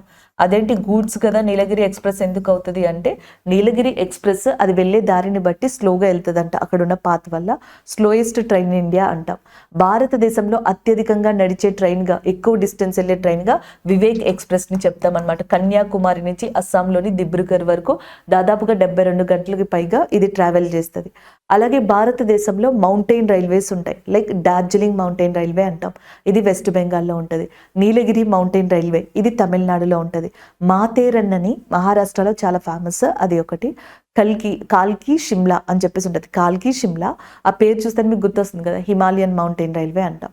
సో ఇలాంటి వాటిని చదువుకోవాలి. ఆప్షన్ 1 ఏదైతే ఉందో అది మనకి ఇక్కడ కరెక్ట్ ఆన్సర్గా చెప్పొచ్చు. అలాగే నెక్స్ట్ వన్ చూడండి, రాజోలి బండ మళ్లింపు పథకం గురించి క్రింది ప్రకటనని పరిశీలించండి. Consider the following statements about the Rajoli బండ డైవర్షన్ స్కీమ్ అని చెప్పేసి అంటున్నారు. యాక్చువల్గా ఈ స్కీమ్ని నిజామ్స్ ఉన్నప్పుడే మనకి శాంక్షన్ చేశారంట. బట్ దాని తర్వాత 1948-56 మధ్యలో ఇది జనరల్గా మనకి డెవలప్ అవుతూ వచ్చింది. అయితే కంప్లీట్ అయిపోయింది 1958లో, స్టార్ట్ అయింది 48 ఆ ప్రాంతంలోనే, 56 ఇవన్నీ ఇంప్లిమెంట్ అవుతా వచ్చాయి. కంప్లీట్ 1958లో అయింది. కర్ణాటక, ఆంధ్రప్రదేశ్, తెలంగాణ లాంటి రాష్ట్రాలకి లబ్ధి చేకూర్చడానికి ఈ స్కీమ్ని తీసుకొచ్చారు. మరి అది ఇంటర్ రాష్ట్ర స్కీమే కదా, అంతర్రాష్ట్ర పథకమే కదా. So both A and B are correct answer. సరే, ఈ రాజోలి బండ డైవర్షన్ స్కీమ్ అనేది దేని మీద కన్స్ట్రక్ట్ చేశారు అంటే, ఏ నది అంటే తుంగభద్ర. సో తుంగభద్ర అనే దాని మీద కన్స్ట్రక్ట్ చేశారు. తుంగభద్ర దేనికి ఉపనదిగా ఉంది? కృష్ణాకి అని కూడా చెప్పొచ్చు కదా. సో అట్లా మనం గుర్తుపెట్టుకోవచ్చు. కర్ణాటకలోని రాయచూరు లాంటి ప్రాంతాలకి దగ్గరలో తుంగభద్ర అనే నదులు ఆరిజినేట్ అయ్యి అవి తుంగభద్రగా కలిసాయి. సో దాని తర్వాత నెక్స్ట్ అవి మనకి తెలంగాణలోకి, ఆంధ్రప్రదేశ్ తెలంగాణ ప్రాంతంలోకి రావడం జరిగింది.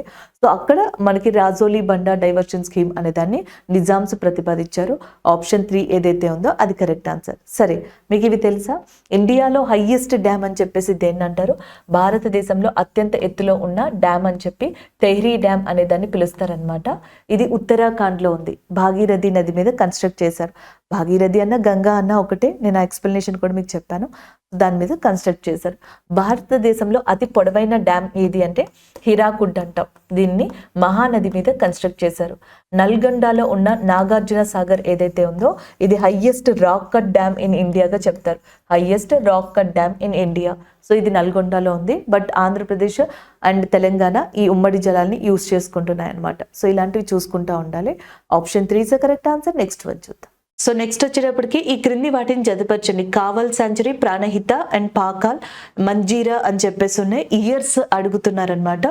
సో మనకి జనరల్గా చూసుకున్నట్టయితే ఇండియాలో ఎస్పెషల్లీ మనకి ఈ కావల్, ప్రాణహిత, పాకల అలాగే మంజీరా అభయారణ్యాలు ఏవైతే ఉన్నాయో ఇందులో మనకి ఫస్ట్ వచ్చింది పాకల అభయారణ్యం 1952లో మన తెలంగాణ వరకు చూసుకున్నట్టయితే. అలాగే నెక్స్ట్ వచ్చేటప్పటికి మంజీరా అభయారణ్యం వచ్చేటప్పటికి 1978, ప్రాణహిత అభయారణ్యం వచ్చేటప్పటికి 1980 అండ్ కావల్ ఏదైతే ఉందో అది వచ్చేటప్పటికి 1999 అనమాట. సో 3, 4, 1, 2 అనేది కరెక్ట్ ఆన్సర్ అవుతుంది. ఆప్షన్ 1 అనేది కరెక్ట్ వన్. అయితే ఇక్కడ అభయారణ్యాలతో పాటుగా ఒక కాంబినేషన్ గుర్తుపెట్టుకోవాలి. ఇప్పుడు ఈ కావల్ అభయారణ్యం, ఇక్కడ K వస్తుంది, Q వచ్చింది. కావల్ అభయారణ్యం అనేది మనకి 1999లో ఏర్పడింది కదా. ఇది ఏ నది దగ్గరలో ఉంది ఇలాంటివి అడుగుతారనమాట. సో కావల్ నది అనేది గోదావరి నది ఉంది చూసారా, ఈ గోదావరి నదికి దగ్గరలో ఉంటుంది. గోదావరి నది ఏదైతే ఉందో అది గుర్తుపెట్టుకోవాలి. ఆ నదికి దగ్గరలో ఉన్నది మనకి కావల్ అభయారణ్యం. దీన్ని 1999లో మనకి ఏర్పాటు చేయడం జరిగింది. సో ఇలాగా మిగతావి కూడా నెమ్మదిగా ఒక్కొక్కటి చదువుకున్నట్టయితే రివర్ కాంబినేషన్, ఇక్కడ మనం జిల్లా పేరు అనుకుంటాం కదా, జిల్లాని చదువుకోవాలి, ఆ ప్రాంతాన్ని చదువుకోవాలి అండ్ దాంతోపాటు అది కూడా చూడాలి. ఈ కావల్ అభయారణ్యమే పులి సంరక్షణ కేంద్రంగా కూడా ఉంది. తెలంగాణలో one of the tiger reserve గా కూడా కావల్ టైగర్ రిజర్వ్ అనే దాన్ని చెప్పొచ్చు. ఈ ఇయర్స్ విషయానికి వస్తే 1952 ఉంది కదా, 1952.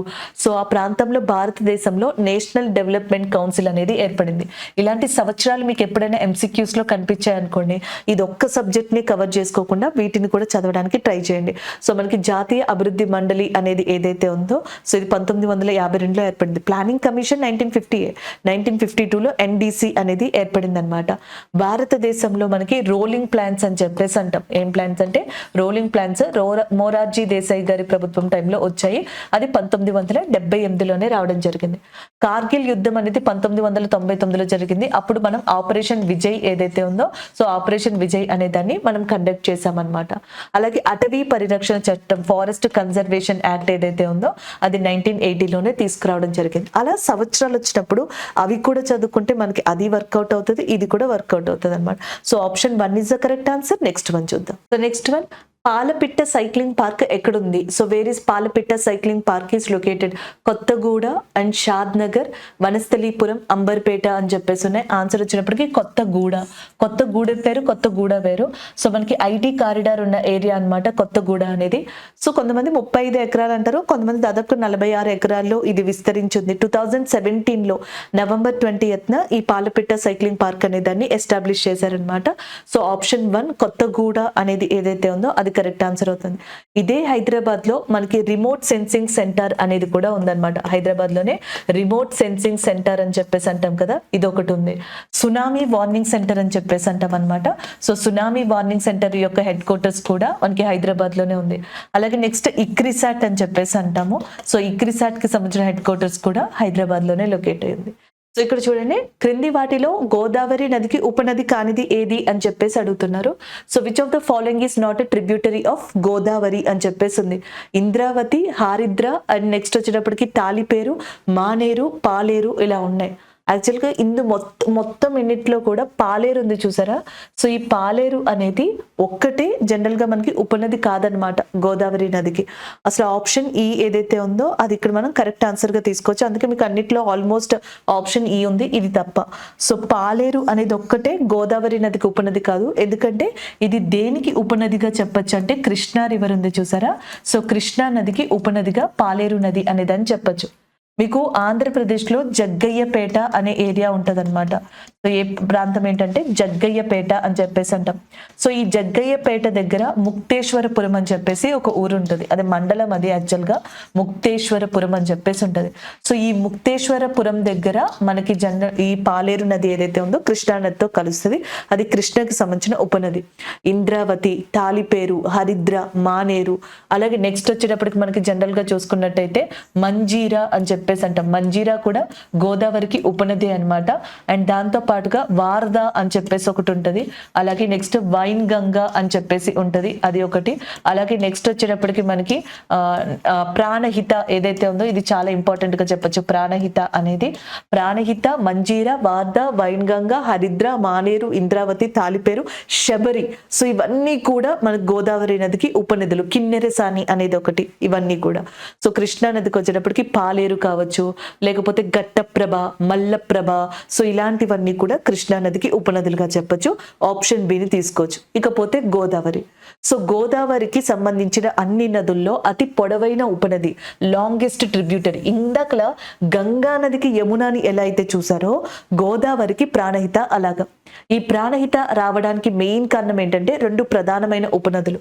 సో ఒకటి వార్ధ, 2 వైన్ గంగా. ఈ రెండింటి యొక్క కలయిక వల్లే మనకి ప్రాణహిత అనేది కూడా ఏర్పడి గోదావరి నదితో ఉపనదిగా మారింది అని చెప్పేసి అంటారు.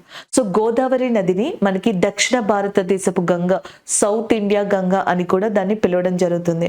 అలాగే longest and largest river in south India, దక్షిణ భారతదేశంలో అతి పొడవైన అలాగే అతి పెద్ద నదిగా కూడా గోదావరిని చెప్తాం. ఇంకా చెప్పాలంటే ద్వీపకల్ప నదులు అని చెప్పేసి అంటాం. ద్వీపకల్ప నదుల్లో అతి పొడవైంది, అతి పెద్దది కూడా మనకి కృష్ణా నదిగానే చెప్పొచ్చు అనమాట. ఇంకొక ఇంపార్టెంట్ పాయింట్ ఏంటి అంటే, మామూలుగా మీకు పశ్చిమ కనుమలు తెలుసు కదా. పశ్చిమ కనుమలు లేదా వెస్టర్న్ ఘాట్స్ ఏవైతే ఉంటాయో మహారాష్ట్ర దగ్గర హరిశ్చంద్ర శ్రేణి అనే దాన్ని కలిగి ఉంటాయి. హరిశ్చంద్ర రేంజ్ గుర్తుపెట్టుకోండి. ఆ ప్లేస్ అడిగితే మహారాష్ట్ర అనేది ఆన్సర్ షీట్. ఈ హరిశ్చంద్ర పర్వత శ్రేణికి గోదావరి ఒకవైపు ప్రవహిస్తే కృష్ణా నది ఇంకొక వైపు ప్రవహిస్తుంది. అంటే గోదావరికి కృష్ణాకి ఒక వాటర్ షెడ్ లాగా యాక్ట్ చేసేది ఏది అంటే హరిశ్చంద్ర రేంజ్ అనే దానిగా చెప్పడం జరుగుతుంది. Option 3 is the correct answer. Next one చూద్దాం. సో నెక్స్ట్ క్వశ్చన్ చూడండి. క్రింది వాటిలో ఏ పవన వ్యవస్థ భూమధ్య రేఖని దాటిన తర్వాత నైరుతి ఋతుపవనాలని ఏర్పరుస్తుంది అని చెప్పేసి ఇచ్చారు. So which of the following wind system and after crossing the equator and deflects to that form the south west monsoons winds అని చెప్పేసి ఇచ్చారు. నేను మీకు ఇందాకలే ఆన్సర్ కూడా చెప్పాను ప్రీవియస్ క్వశ్చన్ లో. అందుకే కాన్సెప్ట్ నేర్చుకుంటే నెక్స్ట్ వచ్చే క్వశ్చన్స్ ఈజీ అయిపోతాయి. మనకి ప్లానెటరీ విండ్స్ అని చెప్పేసి ఉన్నాయన్నమాట. అందులో ఒకటి ట్రేడ్ విండ్స్ అని చెప్పేసి అంటాం, వ్యాపార పవనాలు. రెండోది వెస్టర్లీస్ అంటాం, అంటే పశ్చిమ పవనాలు.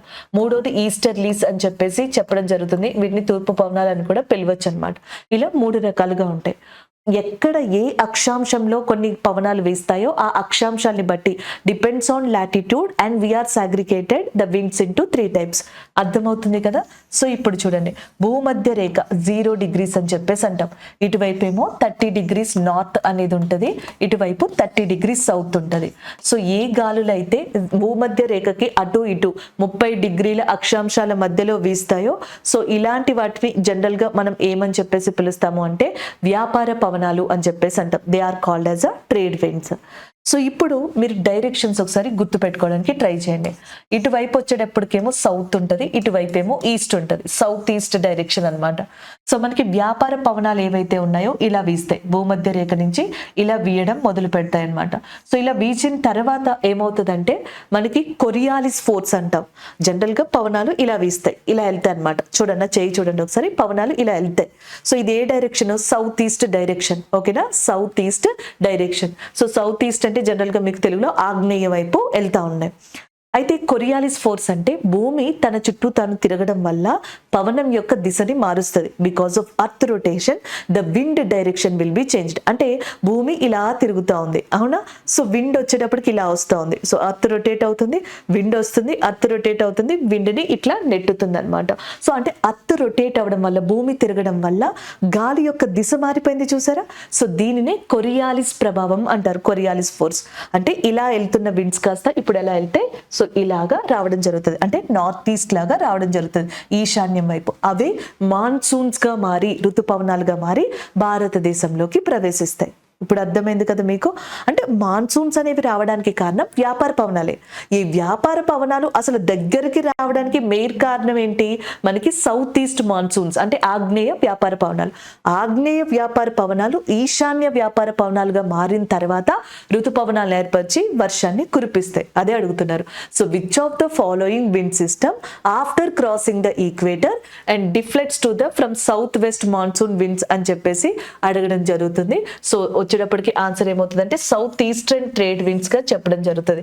ఆన్సర్ వచ్చేటప్పటికి ఇది సౌత్ ఈస్టర్న్ ట్రేడ్ విండ్స్, ఆగ్నేయ వాణిజ్య పవనాలుగా చెప్తారు. అసలు వెస్టర్లీస్ మనం తీసుకోకూడదు. వెస్టర్లీస్ కి దానికి సంబంధమే లేదు, ఈస్టర్లీస్ కి దానికి కూడా సంబంధం లేదు. ధృవాల దగ్గర చూడొచ్చు అనమాట. ఈస్టర్లీస్ అనేవి దానికి సంబంధం లేదు. ఈ వ్యాపార పవనాలకి పైన ఉన్నవి వెస్టర్లీస్, పశ్చిమ పవనాలు అనమాట.